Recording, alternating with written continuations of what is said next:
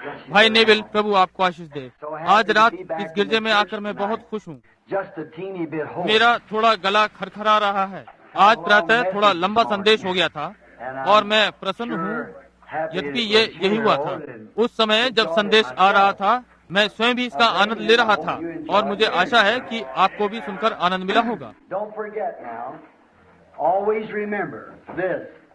अब कभी इस बात को ना भूलें और हमेशा याद रखें कि यही चीजें मसीह के सेवक को तैयार करती हैं।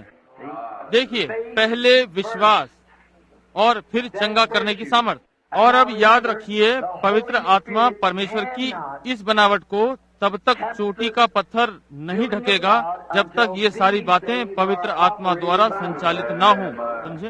इससे कुछ मतलब नहीं कि आप क्या करते हैं। देखा,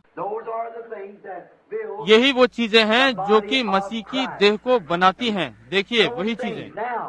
अब इसको मत भूलिए, यहाँ सबसे पहले आपका विश्वास है, फिर सामर्थ, फिर ज्ञान, और इस तरह से बढ़ते जाते हैं जब तक मसीह का पूरा रूप प्रकट ना हो जाए। तब पवित्र आत्मा ऊपर उतरकर इस देह को एक ही रूप में मोहर कर देता है। ये होना ही चाहिए। इसलिए यीशु ने कहा, उनके फलों से तुम उन्हें पहचान लोगे। देखिए, फलों से। जब तक आप अपने में इन चीजों को नहीं रखेंगे, तब तक आप फल नहीं ला सकते। और जब ये सारी चीजें संसारिक और अभक्ति का स्थान नहीं ले लेंगी, इसी तरह से जब सारा अविश्वास निकल जाता है और संसारिक सारी वस्तुएं निकल जाती हैं, तब वहाँ और कुछ नहीं, केवल मसीह में एक नई सृष्टि है। और तब इफिसियों 14:30 कहता है, पवित्र आत्मा को शोकित ना करो, जिससे तुम पर छुटकारे के दिन तक के लिए मोहर की गई है। आप परमेश्वर के राज्य के लिए मोहर किए हुए हैं। ये ना भूलें। आप अपने मस्तिष्क में रख लें कि ये चीजें आपको पहले लेनी हैं। पवित्र आत्मा ही छाप है। ये वो चोटी है जो हमें देह में मोहर बंद करती है। ये सही बात है। हमारे पास शिकागो वाली बहन लिटिल का निवेदन आया है। उनके पति की कार से दुर्घटना हो गई है और वे मृत्यु के समीप हैं, बहन लिटिल।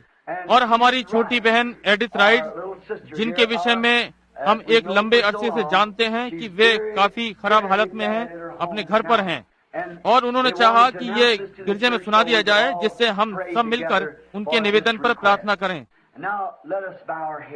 आइए हम थोड़ी देर के लिए अपने स्वरों को झुकाएंगे।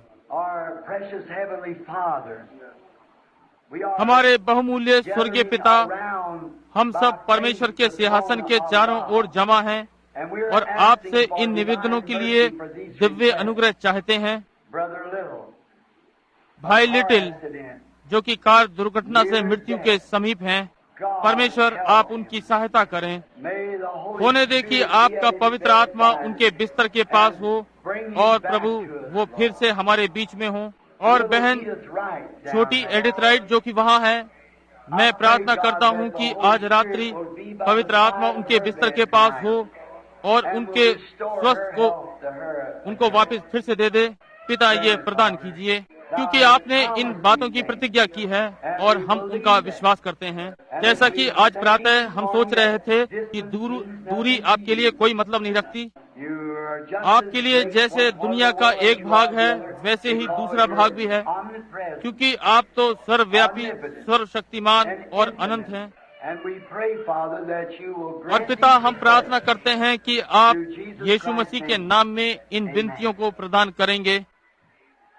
आज रात्रि यहाँ पर फिर से होने के लिए हम अत्यंत प्रसन्न हैं। मैं जानता हूँ कि गर्मी है। हमारी 3 लगातार सभाएं हैं। मैं जानता हूँ कि आप में से बहुतों को अभी और प्रातः के बीच 500 मील कार चलानी है और कल के बाद मुझे 1400 मील चलना है। इसलिए मैं विश्वास करता हूँ कि ये हम सब के लिए एक अच्छा शुभ अवसर है और मेरे लिए भी कि मैं ये आप सबसे मिल सका। ये अच्छा समय है। एक और चीज के लिए भी निवेदन आए हैं कि बहुत सारे लोग स्थान ना होने के कारण वापस चले गए हैं। हम गिरजे घरों को अधिक भीड़ से नहीं भर सकते, क्योंकि इसके लिए अग्निशमक विभाग तैयार नहीं है। इसलिए हम प्रयत्न कर रहे हैं कि इससे बड़ा गिरजाघर मिल जाए, ताकि जब हम आए तो बैठने का स्थान लोगों को मिल सके। अब किसी भी समय आपका सर्वदा इस आराधनालय में स्वागत है, जहां हमारा कोई मत नहीं वरन केवल मसीह है, न कोई नियम वरन केवल प्रेम है, बाइबल को छोड़ और कोई किताब नहीं है। और हमारे पास्टर भाई ऑर्मन नेविल यहाँ हैं, और आज यहाँ सभा में बहुत से लोग जमा हुए हैं जो कि भिन्न भिन्न डिनोमिनेशन से इस आराधनालय में आए हैं। आप यहाँ पर परमेश्वर की आराधना करने के लिए अपने विवेक से प्रेरित होकर आते हैं, और आप लोगों को यहाँ पाकर हमें बड़ी प्रसन्नता होती है। और इसलिए जब भी हो आप आए, आपको पाकर हमें खुशी होती है। और अगली बार जहाँ तक मैं सोचता हूँ, मैं आपके साथ इस गिरजाघर में पूरा होने के बाद आ पाऊंगा, और मैं चाहता हूँ कि 7 कलीसियाई काल के बाद अंतिम 7 मोहरों का अध्ययन करें। हम प्रकाशित वाक्य की पुस्तक की अंतिम 7 मोहरों का अध्ययन करेंगे।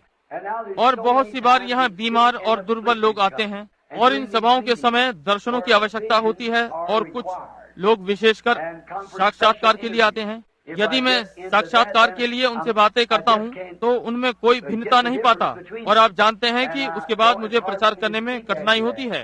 और सब जानते हैं कि चंगाई सभा अभियान में भाई बैक्स्टर या कोई और वचन प्रचार करता है, और मैं बाहर आकर बीमारों के लिए प्रार्थना करता हूँ, क्योंकि ये थोड़ी थकान कर देता है। और अभी कुछ क्षण पहले मैं कुछ लोगों के लिए प्रार्थना कर रहा था, और तब मैं यहाँ एक छोटे बच्चे से मिला जिसको डॉक्टरों ने उसके पीठ पर कुछ था, और वो ऐसे ही पैदा हुआ था। जब बाहर आया तो देखा वो वहाँ एक सांचे में बैठा है। उस बच्चे को तो अब निर्बलता में रहना ही नहीं है, वो तो अब ठीक होने जा रहा है। उसे तो निश्चय ही ठीक होना है, मैं ऐसा जानता हूँ। देखा, मैं इस विषय में पूर्णतः विश्वस्त हूँ। अतः परमेश्वर में हमारा विश्वास और भरोसा होना चाहिए। आप में से बहुत से और कुछ सेवकगण मेरे लिए परदेसी वगैरह हैं। यदि मैं गलती ना करूं तो ये भाई क्रेज हैं, ठीक है ना? भाई क्रेज, मैं आपसे क्षमा चाहता हूं कि मैं वहां मखसूसियत के लिए नहीं पहुंच सका था। हो सकता है कि मैं सप्ताह के अंत की सभा में जहां तक संभव हो सकेगा पहुंचूंगा इस माह में, ठीक है ना? वो सभा ब्लूमिंगटन में है, और सब ठीक चल रहा है। बहुत अच्छा। यहाँ पर कुछ भाई लोग सेवकगण हैं, मुझे ऐसा लग रहा है। आप सेवकगण हैं? जी हाँ, प्रभु आपको आशीष दे। और यहाँ पर कितने सेवकगण हैं, जरा हाथ खड़ा करें। अरे, ये तो बहुत अच्छी बात है। आपको यहाँ पाकर हमें खुशी है। परमेश्वर आपको सर्वदा आशीषित करे। अब हम जल्दी ही समाप्त करेंगे। कुछ लोगों को जॉर्जिया, टेनेसी, न्यूयॉर्क जगह जगह जाना है, और रात ही को उन्हें यात्रा शुरू करनी है। सड़क पर गाड़ी ध्यान से चलाएं। यदि आपको झपकी आ रही हो और आप मोटल में जाना ना चाहते हो तो गाड़ी सड़क से नीचे उतारकर वहीं सो लें जब तक। देखो भाई, मैं तो ऐसा ही करता हूँ। मैं गाड़ी चलाना बंद करता हूँ और सो जाता हूँ। जब नींद आए तो गाड़ी ना चलाएं। ये खराब बात है। और याद रखिए, आपको अपना ही नहीं वरन दूसरे व्यक्ति का भी आपको ध्यान रखना है, समझे? आप जानते हैं कि आप कहाँ जा रहे हैं, परंतु वो कहाँ जा रहा है आप नहीं जानते, इसलिए आप उसकी चौकसी रखें। तय आप इस बात में निश्चिंत रहें कि आप उसका ध्यान रखने हेतु चौकस हैं। अब आज रात मैं संत यूहन्ना की पुस्तक में से वचन का कुछ भाग पढ़ना चाहता हूँ। वचन के ये छोटे छोटे अंश जिन्हें हम पढ़ते हैं और जिनका उल्लेख करते हैं, ये वो है जो हमें उन बातों के लिए आधार प्रदान करते हैं जिन्हें हम कहने की चेष्टा करते हैं। और हमेशा मेरे साथ एक बार भी ऐसा नहीं हुआ, जहाँ तक मुझे याद है, कि मैं मंच पर आकर ऐसे ही कुछ कहने का प्रयास किया हो। मैं हमेशा ध्यान रखता हूँ, प्रतीक्षा करता हूँ, अध्ययन करता हूँ और प्रार्थना करता हूँ जब तक मुझे ये ना लगने लगे कि अब मेरे पास कुछ है जिससे लोगों की सहायता हो सकेगी। यदि मैं लोगों की सहायता नहीं कर सकता हूँ तो मेरे यहाँ खड़े होने का कोई लाभ नहीं। देखा, मैं सहायता करने की कोशिश करता हूँ। और सच में आज रात सभा के बहुत लोग नहीं हैं। वो प्रातः अपने घर चले गए क्योंकि बहुतों को घर पहुँचना था। परंतु आज रात मैंने आपको बताया, यदि आप लोग यहाँ रुकते हैं तो हम लगभग 45 मिनट के लिए किसी एक विषय पर बोलने का प्रयास करेंगे, जिसके के लिए मैं आशा करता हूँ कि वो हमारी सहायता करेगा। और आज उसका आधार यूहन्ना का 16वां अध्याय होगा।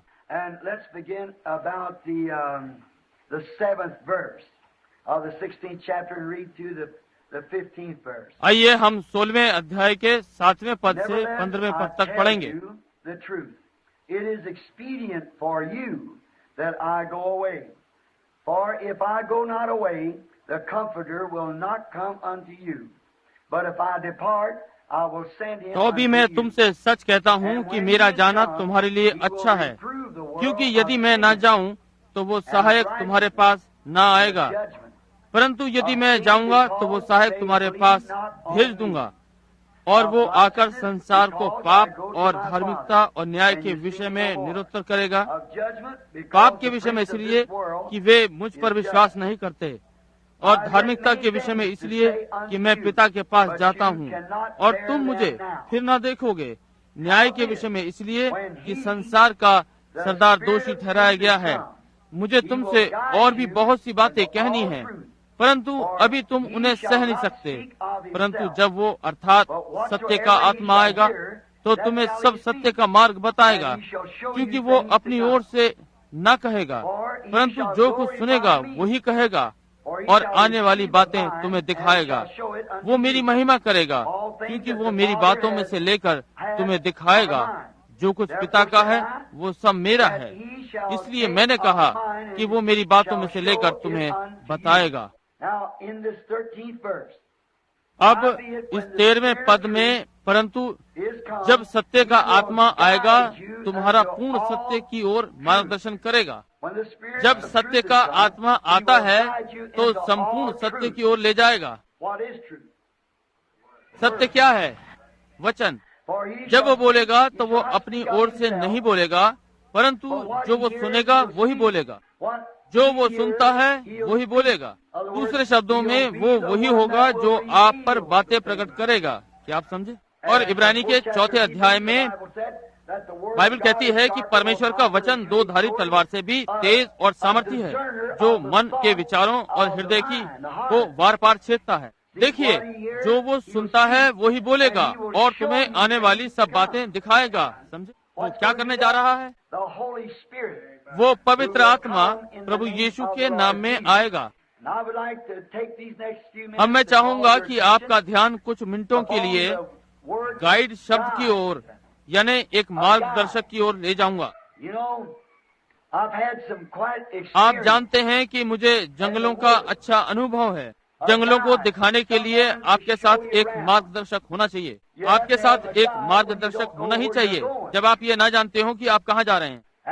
और शिकार से परिचित होने और संसार भर में घूमने का कारण मुझे मार्गदर्शकों से मिलने का सौभाग्य प्राप्त हुआ है। और मैं स्वयं भी कोलोराडो में मार्गदर्शक रहा हूँ, क्योंकि मैं कोलोराडो के जंगल की घाटियों में के विषय में जानता हूँ, इसलिए मैं कोलोराडो में मार्गदर्शन कर सकता हूँ।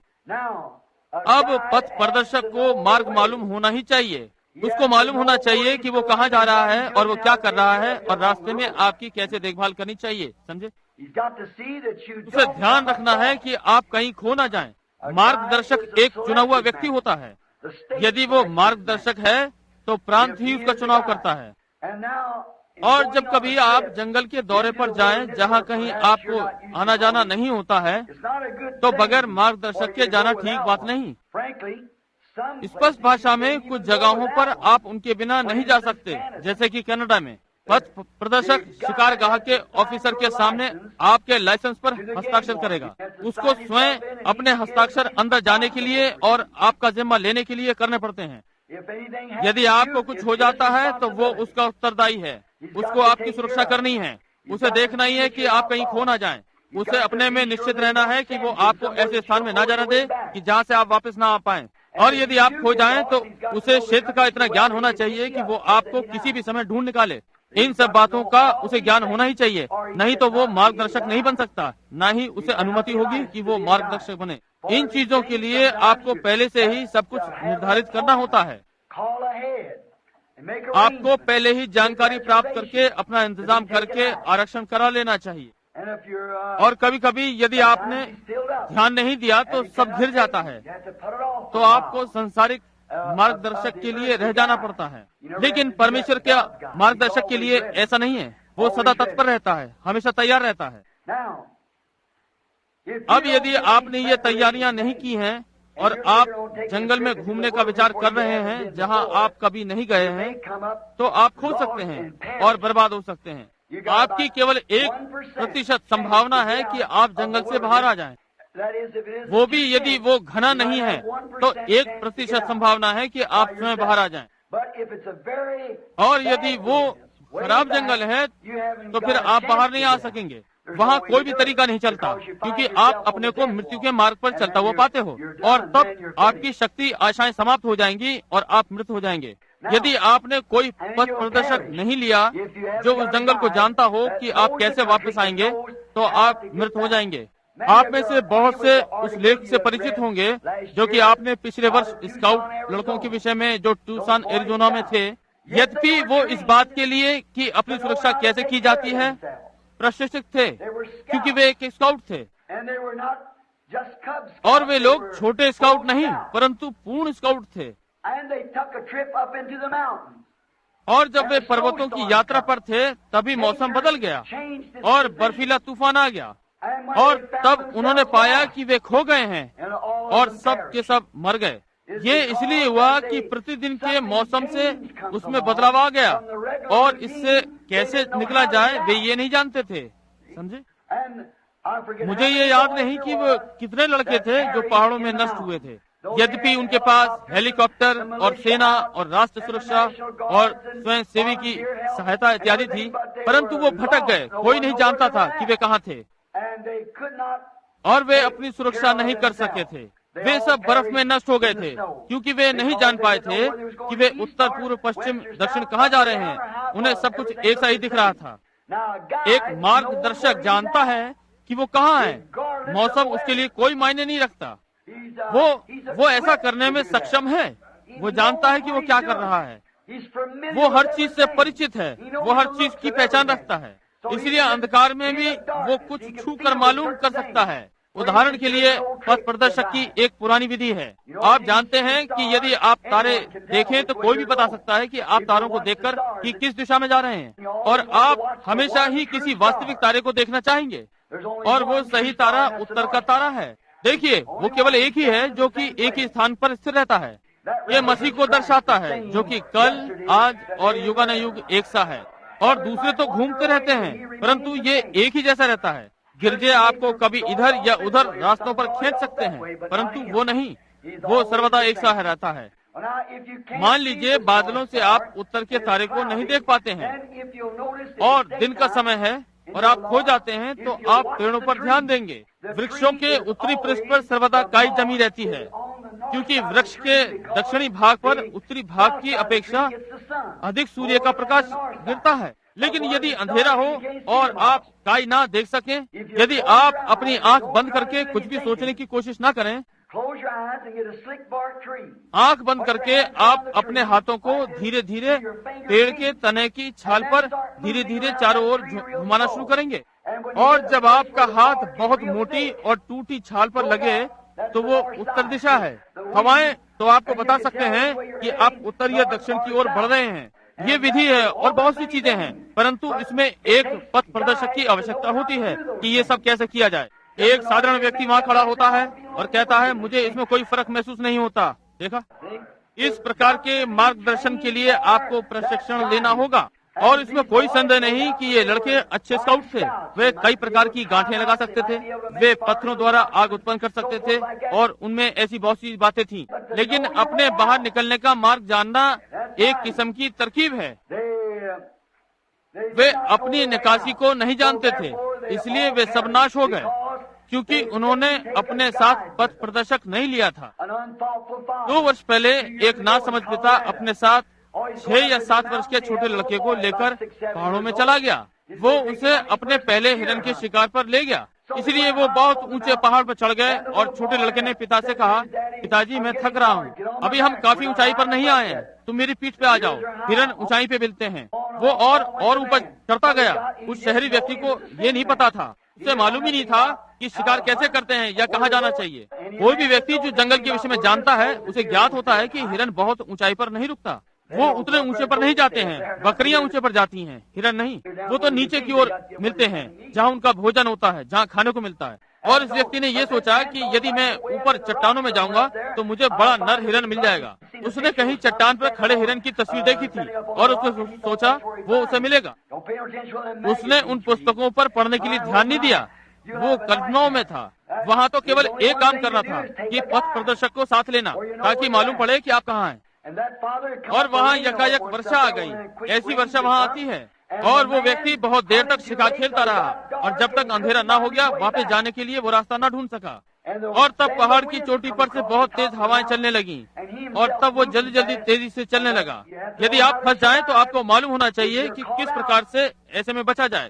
ये जानना दूसरी बात है कि कैसे जीवित रहा जाए। तब मुझे पेड़ पर ऊपर चढ़कर और फिसलते हुए नीचे आना, फिर से ऊपर चढ़कर फिसलते हुए नीचे आओ, और इस तरह से ऊपर नीचे आओ, तो इससे आप बच सकते हो। मैंने भी इसी तरह से बर्फ हटाई, जब चारों ओर बर्फ ही बर्फ लगभग 4 फुट की थी, और सूखे टूटे तने को तोड़कर नीचे डाल दिया। और मैं इतना भूखा था कि कठिनता से मैं उसे खड़ा कर सका, और पुराने सूखे तनों के खूंटों को तोड़कर और उनमें आग लगाकर गर्मी से बर्फ पिघाल दी। और प्रातः के लगभग 1 या 2 बजे उन खूंटों को उस स्थान से हटाकर उस जगह गर्म जमीन पर लेट गया ताकि जीवित रहे। और आप लोगों को मालूम होना चाहिए कि ये सब कैसे किया जाए। और ये व्यक्ति नहीं जानता था कि वो क्या कर रहा है, क्योंकि उसे कोई दिशा निर्देश देने वाला नहीं था। और उसने अपने लड़के को छाती से लगा लिया जब तक वो ये ना महसूस कर सका कि वो ठंड से मर गया। ना समझी, यदि उसने अपने साथ मार्गदर्शक लिया होता तो वो किसी भी समय पहाड़ से वापस आ सकता था, लेकिन वो जब तक रुका रहा जब तक अंधेरा ना हो गया और वो अपना मार्ग ना पा सका। आज मसीहों के साथ यही परेशानी है कि वो उस अंधकार के घिरने के समय तक प्रतीक्षा करते रहते हैं, और तब तक अपने को बिना मार्गदर्शक के अकेला पाते हैं। मार्गदर्शक, क्या आपने कभी ऐसा भटका हुआ मनुष्य देखा है? क्या किसी के पास ऐसा कोई अनुभव है कि आप किसी भटके हुए को वापस लाए हों? ये बहुत ही दयनीय बात है जो आपने कभी देखी हो। जब कोई मनुष्य भटक जाता है तो वो असभ्य सा हो जाता है, क्योंकि वो नहीं जानता कि वो क्या कर रहा है। हमने एक व्यक्ति को पकड़ा था जो कि लड़का ही सा था, और वो जंगल में खो गया था। उसने सोचा कि वो तो जंगल का चरवाहा है, लेकिन वो तो एक गलत स्थान में था, और वो घूमते हुए खो गया। और जब उसको 3 दिन के बाद पाया तो वो एक जंगली मनुष्य की तरह भागता फिर रहा था और जोर जोर से चिल्ला रहा था। उसने अपने होंठ चबा लिए थे और अपनी बंदूक फेंक दी थी। उसके समझ में नहीं आ रहा था कि वो क्या करे। और जब उसका अपना भाई, उन्हें उसे पकड़ना और बांधना पड़ा। जब उसका ही भाई उसके पास आया तो वो पशु के समान उससे लड़ने लगा और उसे काटने की कोशिश करने लगा। वो नहीं जानता था कि वो कहाँ पर था। क्यों? वो खो गया था। और जब कोई व्यक्ति खो जाता है तो वो घबराई हुई स्थिति में होता है। तब वो नहीं जानता कि वो ऐसी स्थिति में है, क्योंकि उसके खो जाने से ये भावना उसको घेर लेती है, और उसे ये नहीं पता होता है कि वो कहाँ है और वो कैसा व्यवहार कर रहा है। और ऐसा ही तब होता है जब मनुष्य परमेश्वर से अलग होकर खो जाता है। वो ऐसे काम करेगा जो साधारण मनुष्य नहीं करेगा। वो ऐसे काम करेगा जो मनुष्य के सोच से परे होंगे। एक मनुष्य जो परमेश्वर से अलग होकर भटक गया है, एक कलीसिया जो परमेश्वर से भटक गई है, एक कलीसिया जो कि परमेश्वर से दूर चली गई है, वो परमेश्वर के उन सिद्धांतों से हट गई है जो कि पवित्र शास्त्र में है। वो कभी कभी ऐसे काम करेंगे जिन्हें आप परमेश्वर की जीवित कलीसिया में देखने की आशा नहीं करते। वे सट्टेबाजी, लॉटरियां, जुए और जो कुछ भी वो कर सकते हैं, वे उनसे अपने लिए पैसा कमाते हैं। वो कुछ भी सिखा सकते हैं, चाहे उसका कुछ भी प्रभाव हो। केवल वो उसकी पीठ थपथपाते हैं जो कि गिरजे में अधिक पैसा दान करे या इत्यादि इत्यादि। वे उसे कुछ भी करने देते हैं। ये ठीक बात है। ऐसे डीकन को बोर्ड में शामिल करते हैं जो 4-5 बार विवाह कर चुका है, केवल इसलिए कि उनके काम पूरे हो जाएं। हमें केवल एक ही कार्य पूरा करना है, और वो ये है कि हमारा कर्तव्य परमेश्वर के प्रति क्या है, सत्य बताने के लिए तैयार रहना है। खोया हुआ व्यक्ति डरी अवस्था में वो पागल व्यक्ति है।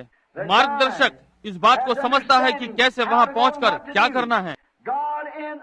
परमेश्वर हमेशा अपने लोगों के लिए एक पथ प्रदर्शक भेजता है। परमेश्वर कभी असफल नहीं हुआ। वो पथ प्रदर्शक भेजता है और आपको उसे स्वीकार करना होता है। समझे? आपको उसका विश्वास करना होता है। आपको उसके बताए गए मार्ग पर ही चलना होता है। यदि आप जंगल में हैं और आपका मार्गदर्शक आपसे कहता है हमें इधर जाना है, और फिर भी आप दूसरे मार्ग पर जाने की सोचते हैं, तो आप भटक जाएंगे। और जब परमेश्वर हमारे पास एक मार्गदर्शक भेजता है और हमारा मार्गदर्शन करे, तो हमें उसी का अनुकरण करना चाहिए। इससे कोई मतलब नहीं कि हम क्या सोचते हैं और क्या ठीक जान पड़ता है और क्या अजीब सा लगता है। ये सब करना हमारा कार्य नहीं है। ये सब केवल पथ प्रदर्शक का काम है। पुराने नियम में परमेश्वर ने जो भविष्यवक्ता भेजे वे मार्गदर्शक थे, क्योंकि परमेश्वर का वचन भविष्यवक्ता के पास आता है। वे पथ प्रदर्शक थे। वे लोगों का मार्गदर्शन करते थे। जैसा हमने पिछली रात यशाया या उजिया को देखा, उन्हें निर्देश मिलता था और वे लोगों को निर्देश दिया करते थे और उनका मार्गदर्शन करते थे। और परमेश्वर हमेशा मार्गदर्शकों को भेजता है। ऐसा कभी नहीं होता कि उसका मार्गदर्शक यहाँ ना हो। इस पृथ्वी पर सभी कालों में कोई ना कोई परमेश्वर का कोई ना कोई प्रतिनिधि रहा है। सभी कालों में कभी कभी वे मार्गदर्शक को छोड़ देते हैं, जैसा कि हम इसे उजियाले से दूर होना कहते हैं। जब यीशु इस संसार में था तो क्या आपको याद नहीं कि यीशु ने फरीसियों से कहा, तुम अंधे मार्ग दिखाने वाले हो। अंधे मार्गदर्शक आत्मिक बातों के प्रति अंधे हैं, समझे।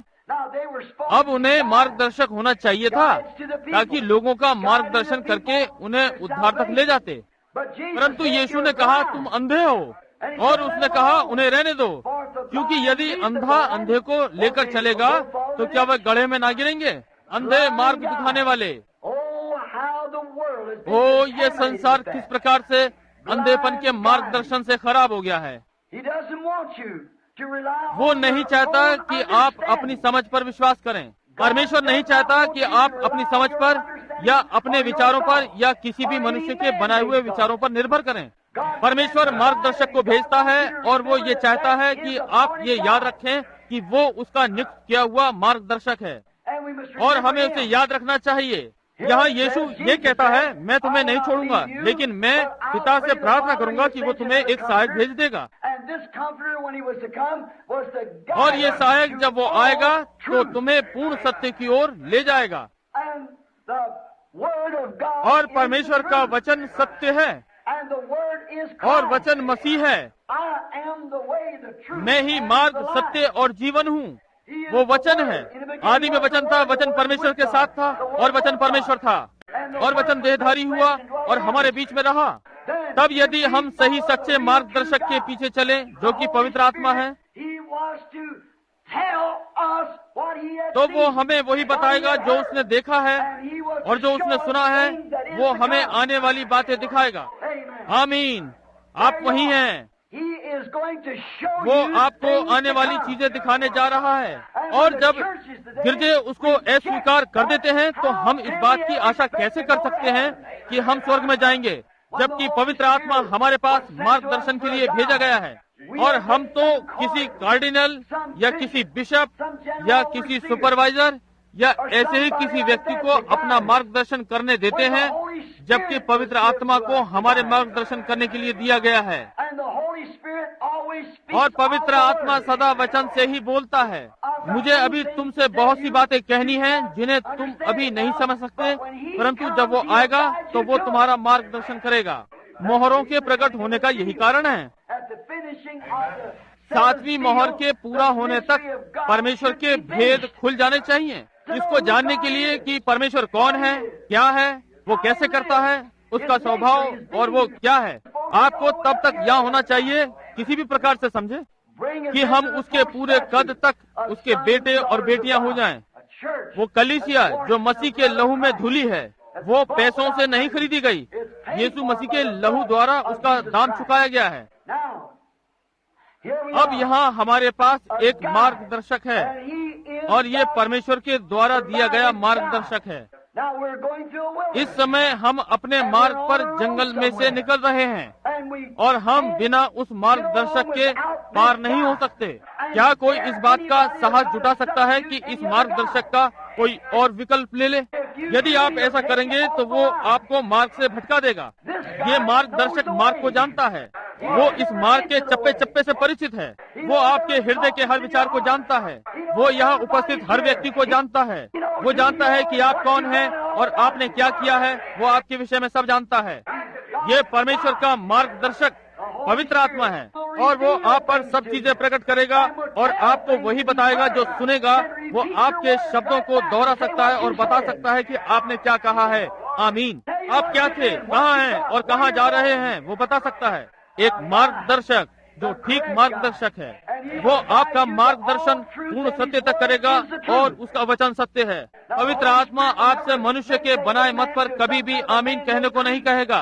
वो तो केवल परमेश्वर के वचन पर ही आमीन के साथ पूर्ण विराम लगाने को कहेगा, क्योंकि वो ऐसा ही है। पवित्र आत्मा आपको किसी और मार्ग पर नहीं ले जाएगा। अब ये एक अजीब बात है कि हमारे हर डिनोमिनेशन गिरजे, नामधारी गिरजे और दूसरे इस बात का दावा करते हैं कि वे पवित्र आत्मा ही के चलाए चल रहे हैं, और उनमें आपस में ऐसा विरोधाभास है जैसे कि रात और दिन में।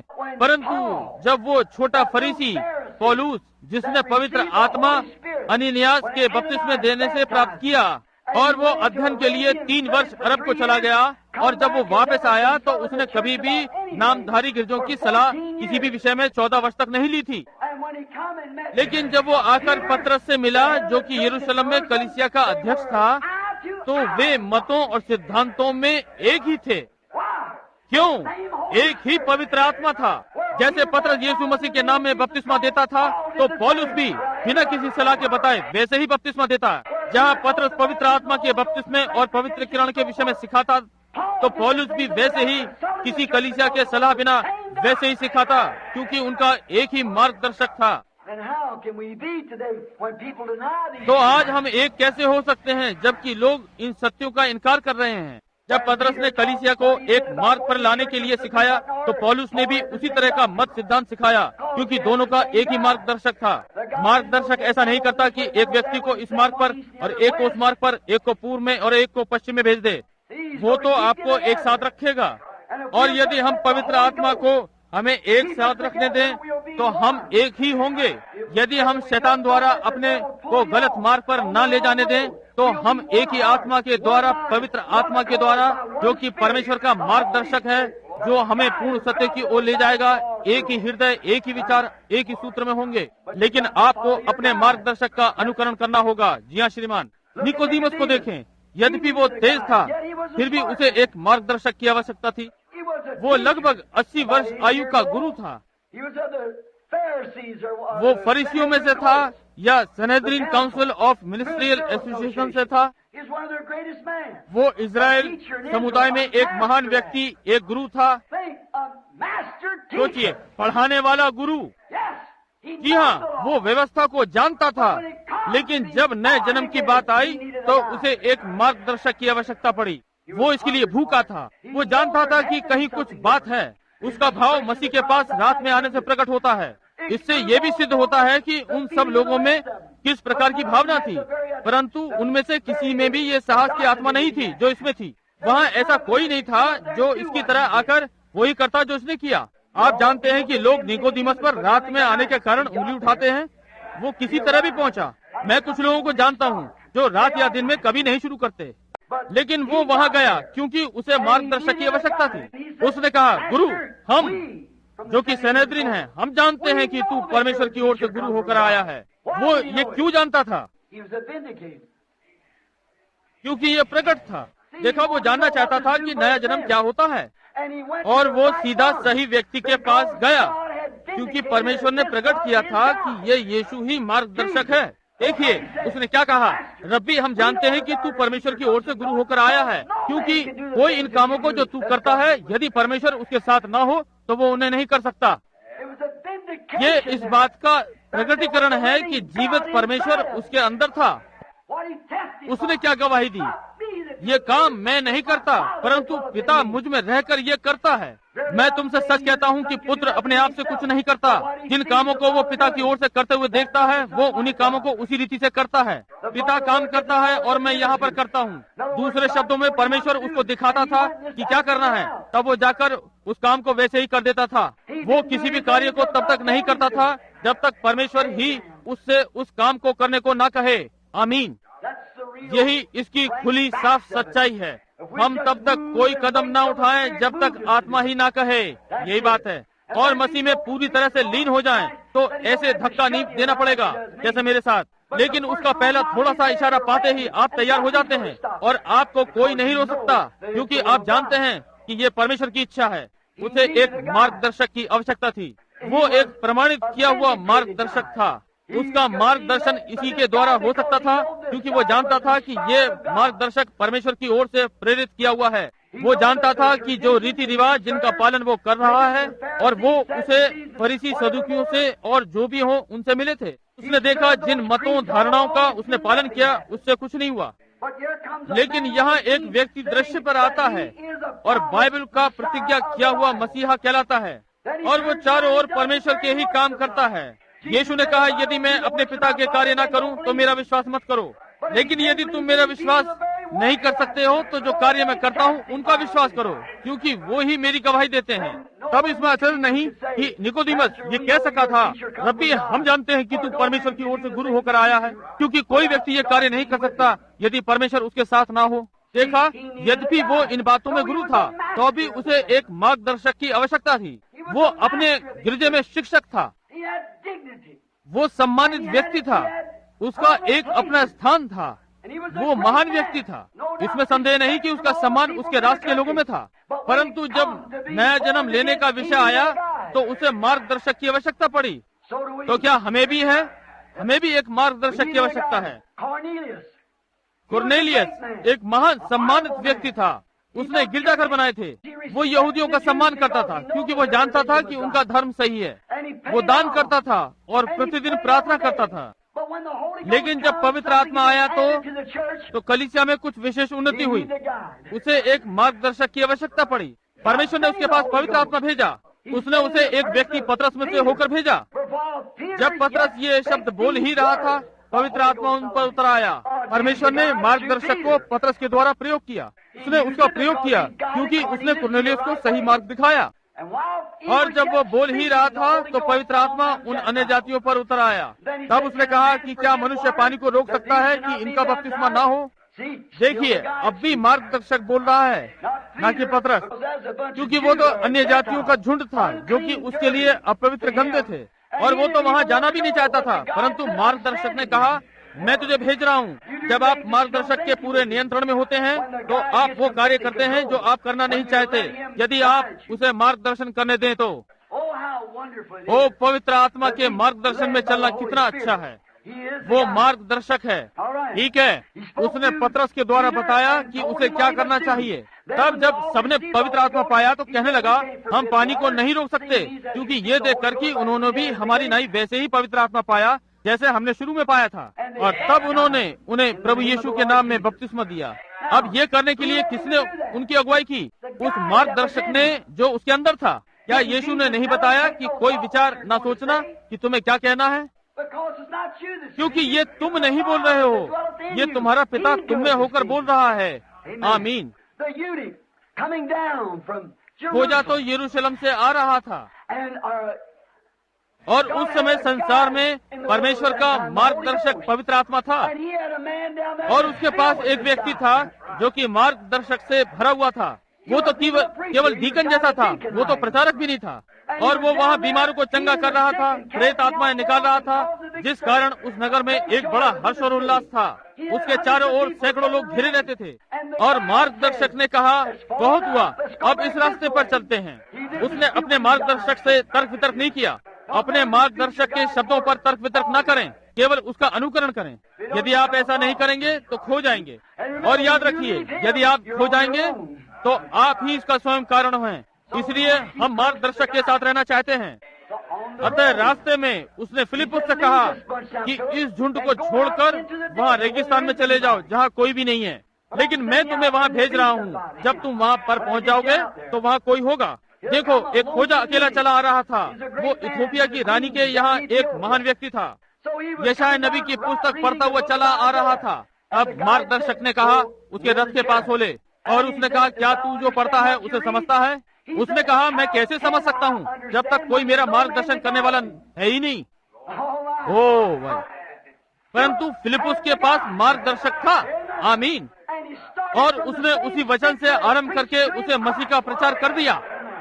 आमीन। मार्गदर्शक, उसने उसे कोई धार्मिक मत नहीं बताया, उसने केवल मसीह मार्गदर्शक के विषय में बताया, और उसने उसे वहीं कहीं पानी में बपतिस्मा दिया। जी हाँ, ऐसा ही हुआ। ओ, मैं उसे कितना प्रिय जानता हूँ। निर्गमन 13:21 में जब इजराइल ने प्रतिज्ञा के देश के लिए मिस्र छोड़ा, परमेश्वर जानता था कि इससे पहले उन्होंने इस मार्ग पर कभी नहीं यात्रा की है। वो केवल 40 मील था, लेकिन फिर भी आवश्यकता थी कि उनके साथ कोई जाता, नहीं तो मार्ग से भटक जाएंगे। इसलिए परमेश्वर ने मार्गदर्शक भेजा। निर्गमन 13:21 में ऐसा ही कुछ है। मैं अपना दूत आग के खंबे के रूप में तुझे मार्ग में बनाए रखने के लिए उस प्रतिज्ञा वाले देश के लिए तेरे आगे भेज रहा हूँ। और इजराइल के लड़के वालों ने उस मार्गदर्शक आग के खंबे का रात में और दिन में बादल के रूप में अनुकरण किया। जब वो रुकता तब वे रुक जाते, जब वो चलता तो वे सब चल पड़ते। और जब वो उस देश के पास आए परंतु उस देश के योग्य न ठहरे तो वो उन्हें वापस जंगल की ओर ले गया। वो उनके साथ नहीं जाएगा। यही आज कलीसिया में है। लेकिन कोई शक नहीं कि आज परमेश्वर कितना धैर्य रखे है, जैसे कि नूह के दिनों में था। कलीसिया मानो ऐसी चल रही है जैसे वो अपने को बिल्कुल ठीक करके सही रास्ते पर हो। इसलिए वो हमें चक्कर पे चक्कर खिलाया जा रहा है। जब उन्होंने मिस्र के सिपाहियों को और फिरौन के रथों घोड़ों को सागर में उल्टा डूबते देखा था तो वो खुशी से चिल्ला उठे थे। ये तो उन्होंने बहुत थोड़ा देखा था और उन्हें विजय मिली थी। मूसा आत्मा में गा रहा था, मरियम आत्मा में नाच रही थी और इजराइल की कुमारियां इधर उधर खूब नाच रही थी और उस किनारे पर चिल्ला रही थी, क्योंकि अब तो उस दूध और शहद से कुछ ही दिनों की दूरी पर थे। उनके थोड़े से बड़बड़ाने से वो 40 वर्ष दूर हो गए, क्योंकि उन्होंने उस मार्गदर्शक पर जो कि परमेश्वर था बड़बड़ाना शुरू कर दिया था। और हम भी अपने आप को इसी तरह से पाते हैं। इसके बाद मैं शेपोर्ट जाऊंगा। और 50 वर्ष पहले लुजियाना में थैंक्स गिविंग डे पर पवित्र आत्मा उतरा था। उस समय से कलीसियाएं कितनी गिर गई हैं। क्या आप महसूस करते हैं कि रोमन कैथोलिक कलीसिया आरंभ में पेंतीकॉस्टल कलीसिया थी? ये सत्य है, ये सही है। ये पेंतीकॉस्टल कलीसिया थी, लेकिन बड़े बड़े जिद्दी लोग इसमें आ गए और उन्होंने परमेश्वर के वचन को अपने रीति रिवाजों में बदल दिया था। उसमें अपने मत सिद्धांत मिला दिए और वगैरह वगैरह। और अब उनके पास कुछ नहीं दिखाई पड़ता, उनके पास जरा सा भी वचन नहीं बचा।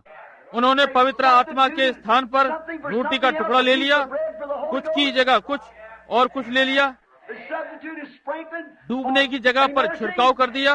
उन्होंने प्रभु यीशु मसीह की जगह पर पिता पुत्र और पवित्र आत्मा ले लिया। उन्होंने परमेश्वर की भविष्यवाणियों के स्थान पर जो हमारे लिए रखी थी कुछ और ले लिया और वे वचन की शिक्षा से दूर दूर बहुत दूर हटते चले गए। 50 वर्ष पहले लुजियाना में पेंटीकॉस्टल हुआ और यदि 200 वर्ष और रहे तो ये कैथोलिक गिरजे से भी दूर चले जाएंगे। यदि ये इसी प्रकार गिरावट में चलते रहे जैसे 50 साल से चल रहे हैं, क्योंकि वो हर समय कुछ न कुछ उसमें बराबर मिलावट कर रहे हैं। पुराने तरह के प्रचारक समाप्त हो गए हैं। अब सड़कों पर बेदारी सभाएं सुनने में नहीं आती।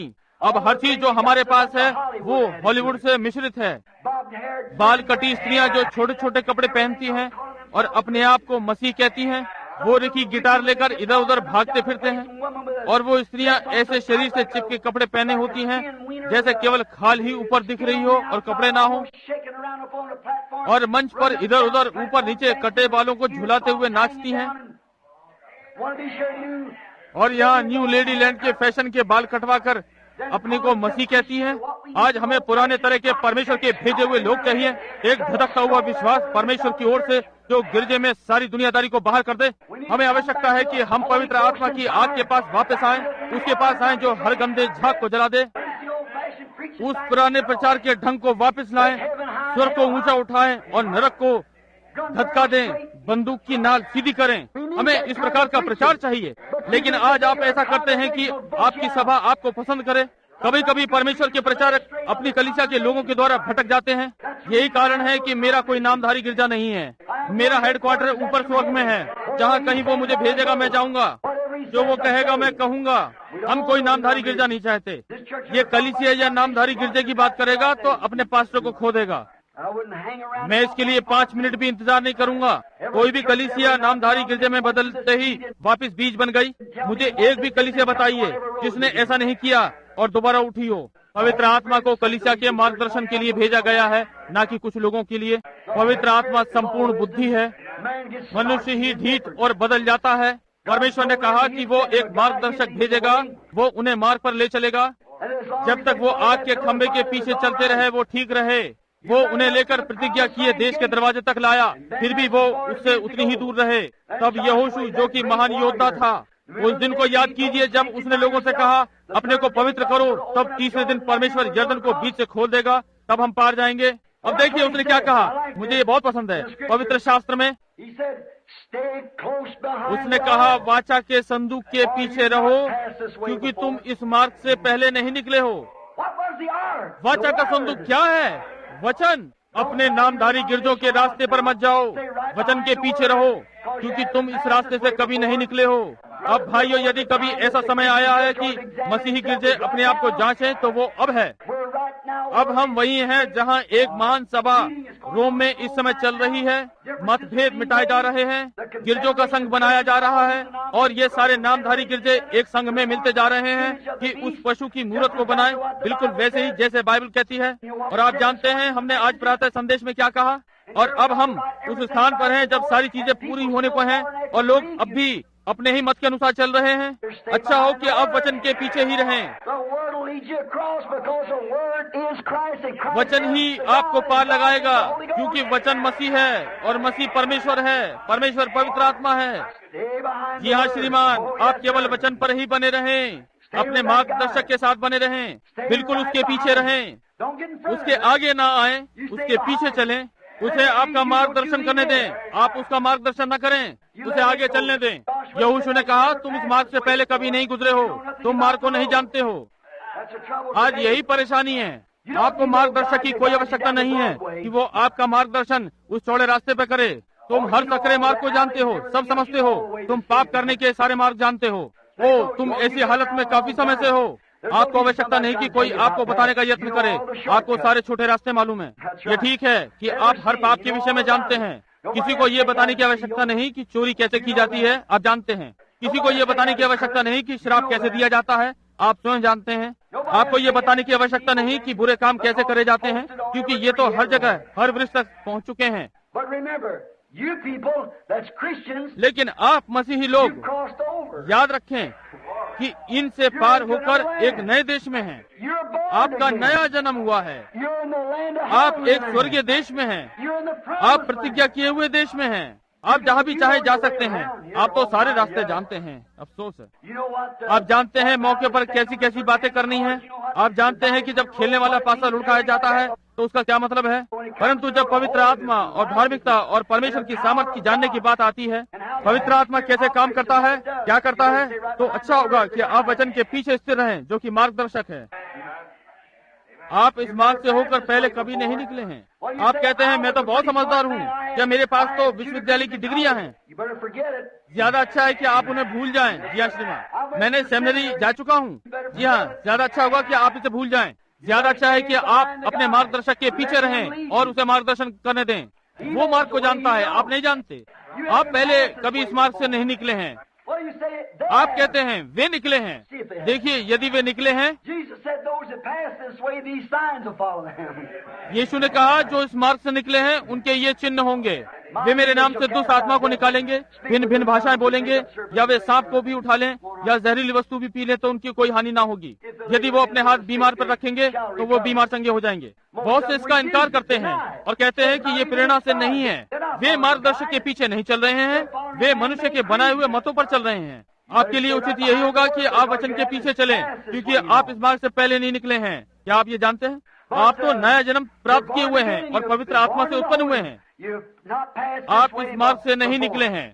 यदि आप निकले हैं तो आपको पवित्रता में से होते हुए आना है, क्योंकि ये तो नया देश है, नया जीवन है, नए लोग हैं। अब जब आप कलीसिया में आएंगे तो आप किसी को खड़ा हुआ और परमेश्वर की महिमा करते हुए पाएंगे, हालेलुया जोर जोर से कहते हुए सुनेंगे। क्या आप कहेंगे ओ मेरे परमेश्वर, ऐसा तो हमारे यहाँ गिरजे में कभी नहीं हुआ था, मैं तो यहाँ से चलता हूँ। देखिए, सावधान रहिए, वचन के पीछे बने रहिए और मार्गदर्शक को मार्गदर्शन करने दीजिए। वो आपको पूर्ण सत्य को पहुंचाएगा और जो बातें मैंने बताई उनको आप पर प्रकट करेगा। वो आपको आने वाली चीजें दिखाएगा। एक सच्चा मार्गदर्शक है। बिशप के पास नहीं, वरन मार्गदर्शक के पास जाइए। किसी और के पास नहीं, वरन केवल मार्गदर्शक के पास जाएं। यही वो केवल एक है जिसे आपके मार्गदर्शन के लिए भेजा गया था। यही है वो जो ये करेगा। परमेश्वर ने आपको मार्गदर्शक दिया है, परमेश्वर के ही दिए गए मार्ग को लें।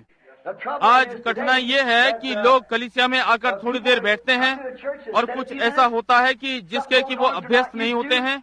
मैं उस स्त्री की जो ठंडी कहलाने वाली कलीसिया से आई है, जिसके लिए अभी अभी प्रार्थना हुई है, परमेश्वर उस स्त्री को चंगा करने जा रहा है। वो ये सब नहीं समझती थी, इस विषय में वो कुछ नहीं जानती थी। वो आई और उसने कहा वो कुछ नहीं जानती, लेकिन मैंने कहा कि वो आकर मुझसे मिले। वो तो एक तरह से डरी हुई पिछड़ी सी थी, लेकिन मार्गदर्शक ने कहा कि आगे बढ़ती रहो। बात यह है कि उसके पास मार्गदर्शक है। देखा, क्योंकि ये तो पवित्र आत्मा ही है जो हमारा इन बातों के लिए मार्गदर्शन करता है। देखा, परमेश्वर का अपना ही एक ढंग है। कभी आपने ध्यान दिया कि जंगली बत्तखें दक्षिण की ओर जाती हैं? अब याद रखें कि वो छोटी बत्तख भी वहीं कहीं तालाब में जन्म लेती है। उसे पूर्व पश्चिम उत्तर दक्षिण कुछ नहीं मालूम होता है, उसे कुछ नहीं पता है। वो जलाशय वहाँ कनाडा के पहाड़ों में होता है। वो कभी भी अपने तालाब के बाहर नहीं गया, लेकिन जन्म से ही वो लीडर होता है। वो छोटी बत्तख पैदा ही अगुआ बनकर होती है। तब एक पहली रात जब बर्फ पहाड़ों पर गिरती है, तब क्या होता है? ठंडी हवा वहाँ पार होती हुई आती है। मैं उसके कपकपाने की कल्पना कर सकता हूँ। और जैसे कि वो कह रहा हो, माँ इस सब का क्या मतलब है? देखिए, उसने ऐसी ठंड पहले कभी नहीं देखी। वो चारों ओर ध्यान देता है कि तालाब के किनारे बर्फ जमने लगी है और बर्फ तालाब में बढ़ने लगी है। वो नहीं जानता, लेकिन अचानक वो बत्तखों के झुंड के लिए एक मार्गदर्शक बनकर ही पैदा हुआ है। जब उसके अंदर ऐसा होता है तो एकदम तालाब के बीच में आ जाता है।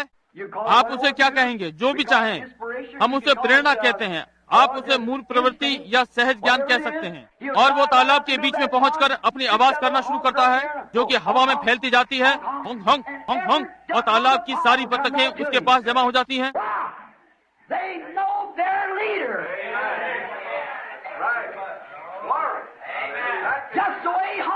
वो अपने मार्गदर्शक को पहचानती हैं, जिस तरह से कि वो होंग की आवाज करता है। यदि तुरई का शब्द साफ ना हो तो कौन अपने को लड़ाई के लिए तैयार करेगा? ये ठीक बात है। कौन अपने को लड़ाई के लिए तैयार करेगा यदि तुरई सही साफ आवाज ना दे? यदि उस बत्तख की आवाज साफ ना हो तो कौन अपने को उड़ान भरने के लिए तैयार करेगा? वो छोटी बत्तख अपनी चोंच ऊपर हवा में करके अपना होंग होंग का शब्द करती है और सारी बत्तखें उसके पास जमा हो जाती हैं। वो होंग होंग करके कहेगी, वे यहाँ हैं। वो जुबली वहाँ तालाब के बीच में बार बार होती जाती है। कुछ समय बाद उसे ये भावना महसूस होने लगती है कि उसने ये सब छोड़ना है। तब वो अपने छोटे छोटे पंखों को तैयार करेगा और वो फड़फड़ाकर उस तालाब को छोड़ देता है और हवा में उठकर वो उसके 4-5 चक्कर लगाता है और फिर बिल्कुल सीधा लुधियाना की ओर चल देता है। सभी बत्तखें उसके पीछे पीछे होती हैं और वो होंग होंग की आवाज करता हुआ यहाँ आता है। क्यों? क्योंकि वो मार्गदर्शक है। आमीन।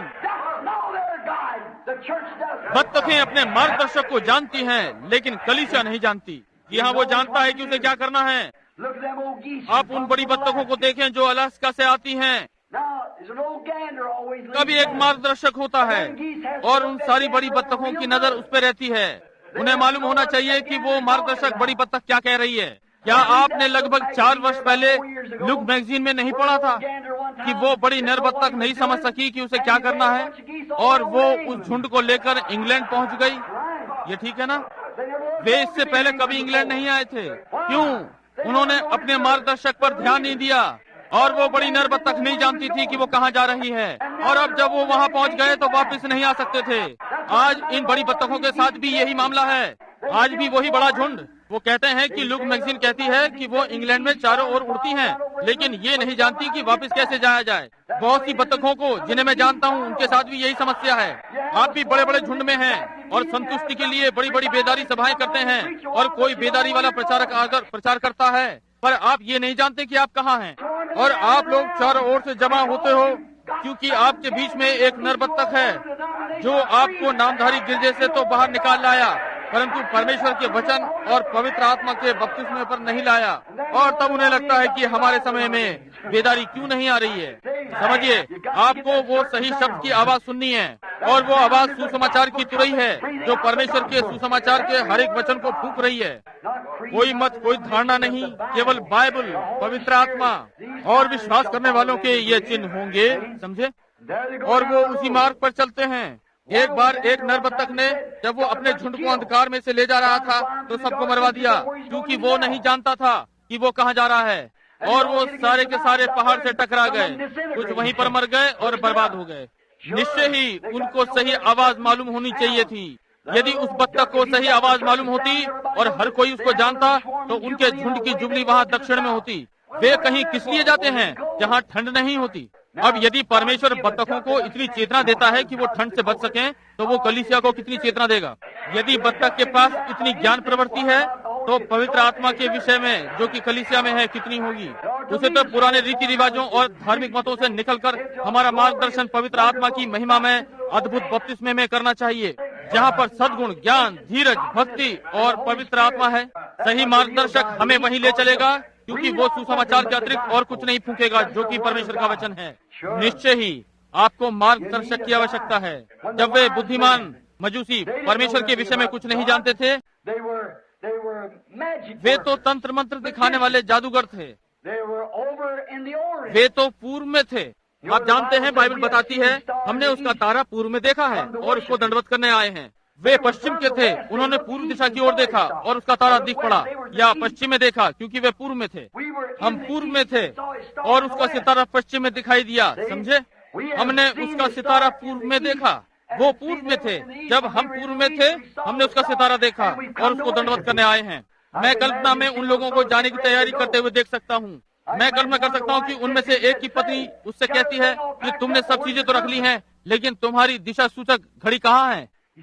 उसने कहा, इस बार मुझे उसकी आवश्यकता नहीं है। अरे तो फिर तुम पहाड़ों को कैसे पार करोगे। याद रखिए, उन्हें तिग्रिस नदी पार करके तब मैदान पार करने थे। और क्यों उनकी यात्रा को 2 वर्ष लगे ऊंटों पर। वो कैसे करने जा रहे थे। उससे पूछा, जब तुम अपनी दिशा सूचक भी नहीं ले जा रहे हो। उसने कहा, नहीं, तो तुम कैसे जा रहे हो। मैं परमेश्वर के बताए हुए मार्ग से जाऊंगा। वो सामने सितारा मेरी अगुवाई करके मुझे राजा के पास ले जा रहा है। यही है, हमने उसका सितारा पूर्व में देखा और सारे रास्ते उसका पीछा करते यहाँ पश्चिम में उसे दंडवत करने आए हैं। वो कहाँ है। उन्होंने प्रभु के दिखाए मार्ग का पालन किया। वे वहाँ पर आकर एक मत से थोड़ी देर के लिए बंध गए। वे यरूशलेम में आकर इधर उधर सड़क पर अच्छे कपड़े पहने हुए इन लोगों से पूछने लगे, वो कहाँ है, वो यहूदियों का राजा कहाँ पैदा हुआ है। वो यरूशलेम ही मुख्य नगर था। अवश्य है कि बड़े गिरजों को उसके विषय में मालूम होगा। वो कहाँ है, यहूदियों का राजा जो उत्पन्न हुआ है, वो कहाँ है। हमने उसका सितारा पूर्व में देखा है और उसको यहाँ दंडवत करने आए हैं। वो कहाँ है। वे याजक इत्यादि और महायाजक इत्यादि के पास गए, परंतु उनमें से कोई भी इसके विषय में कुछ नहीं जानता था। क्यों। वो जो यहूदियों का राजा पैदा हुआ है, वो कहाँ है, उन्हें नहीं मालूम। लेकिन वहाँ चरवाहों का झुंड पहाड़ों पर अपने समय में था।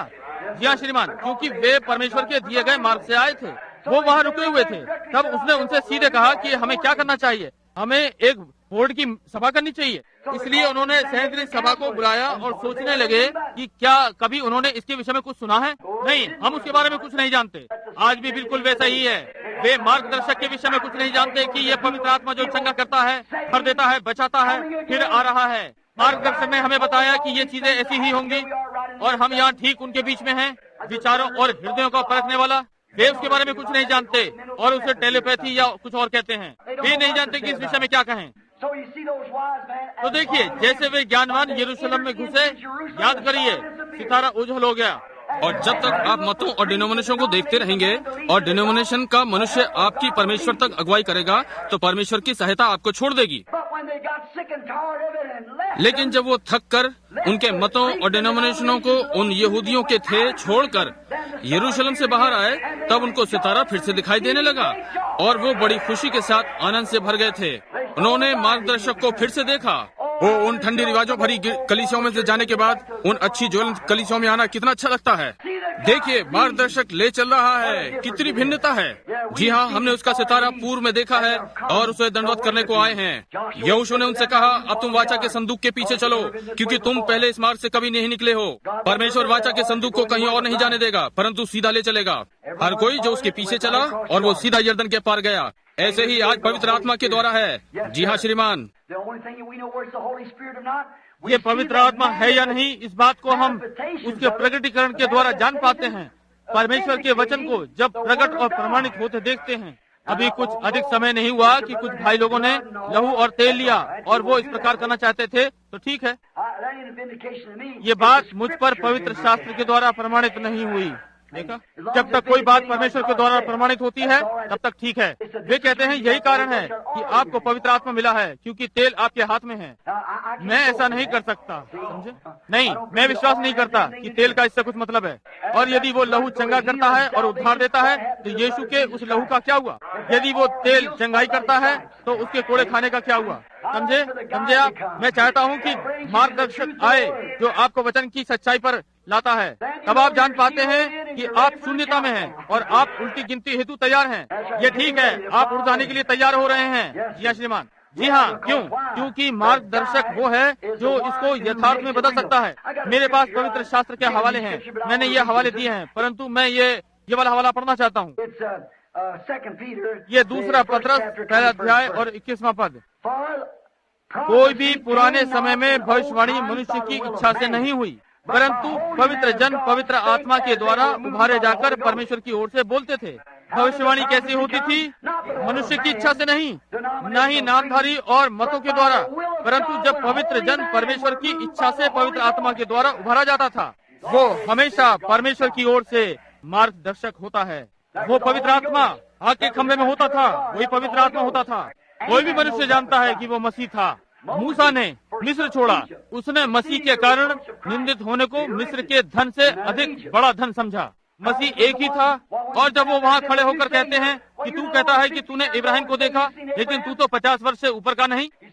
उसने कहा इससे पहले कि इब्राहिम था, मैं हूँ, मैं ही हूँ जो मूसा को आग के खंभे में जलती हुई झाड़ी में मिला। जी हाँ श्रीमान, वो परमेश्वर था जो शरीर में प्रकट हुआ, कोई तीसरा व्यक्ति नहीं। वो एक व्यक्ति जो विभिन्न कार्यस्थलों में है। स्पष्ट रूप से 3 ईश्वर नहीं, वरन एक परमेश्वर की 3 कार्य स्थितियाँ हैं।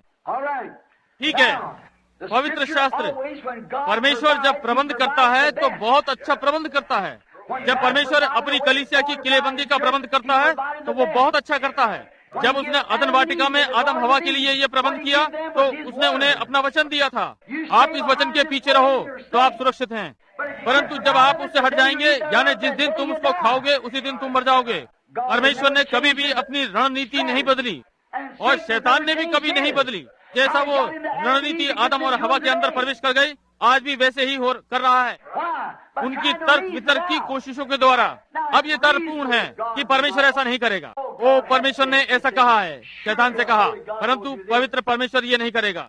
बिल्कुल वो नहीं करेगा, उसने कहा है वो नहीं करेगा। और आज भी लोग यही कहते हैं। ओ अब थोड़ा रुकिए, आप अब भी विश्वास नहीं करते हैं? यदि आप कहें कि मैं गिरजे जाता हूँ और अपनी दही के देता हूँ, मैं ये वो करता हूँ, तो क्या परमेश्वर मुझे निकाल देगा? जब तक मनुष्य नया जन्म न ले, वो परमेश्वर के राज्य को समझ नहीं सकता। देखिए, कोई बहाना नहीं चलेगा।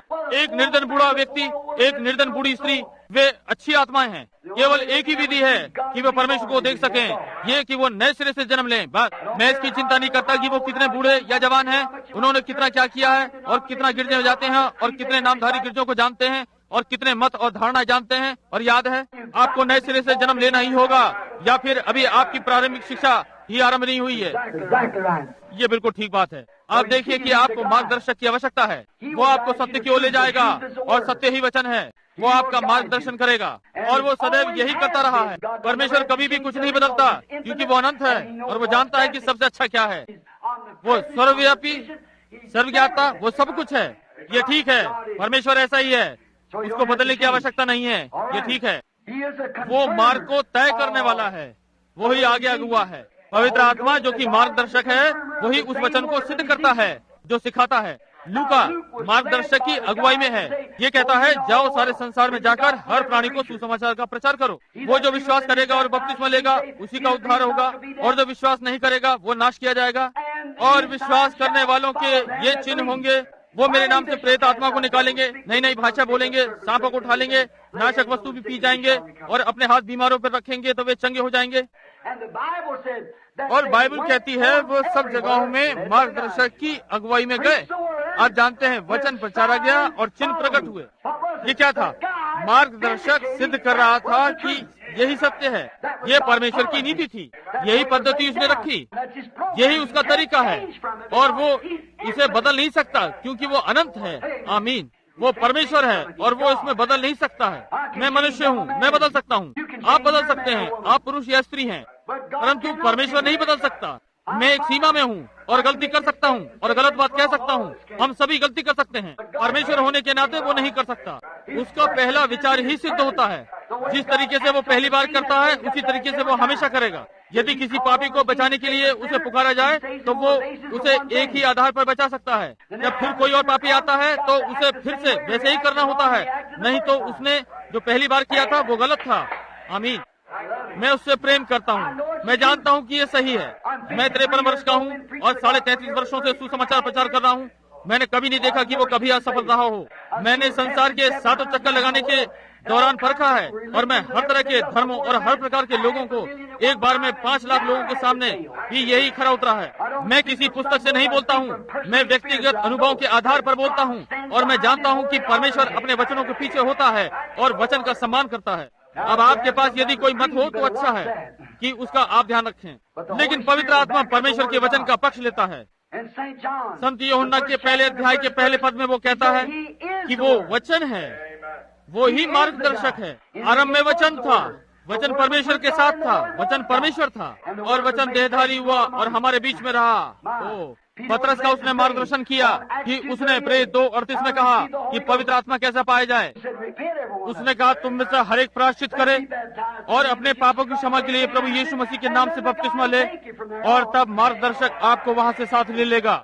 जी हाँ, यही है जो करना है। पहले आपको अपने पापों पर, अविश्वास पर, इसके लिए प्रायश्चित करना है। प्रायश्चित करिए और बपतिस्मा लीजिए, तब मार्गदर्शक वहाँ से आपको ले लेगा। देखिए, ये आपका कर्तव्य है। प्रायश्चित करना आपका कर्तव्य है, बपतिस्मा लेना आपका कर्तव्य है। तब ये मार्गदर्शक का कर्तव्य है कि आपको वहाँ से साथ ले ले।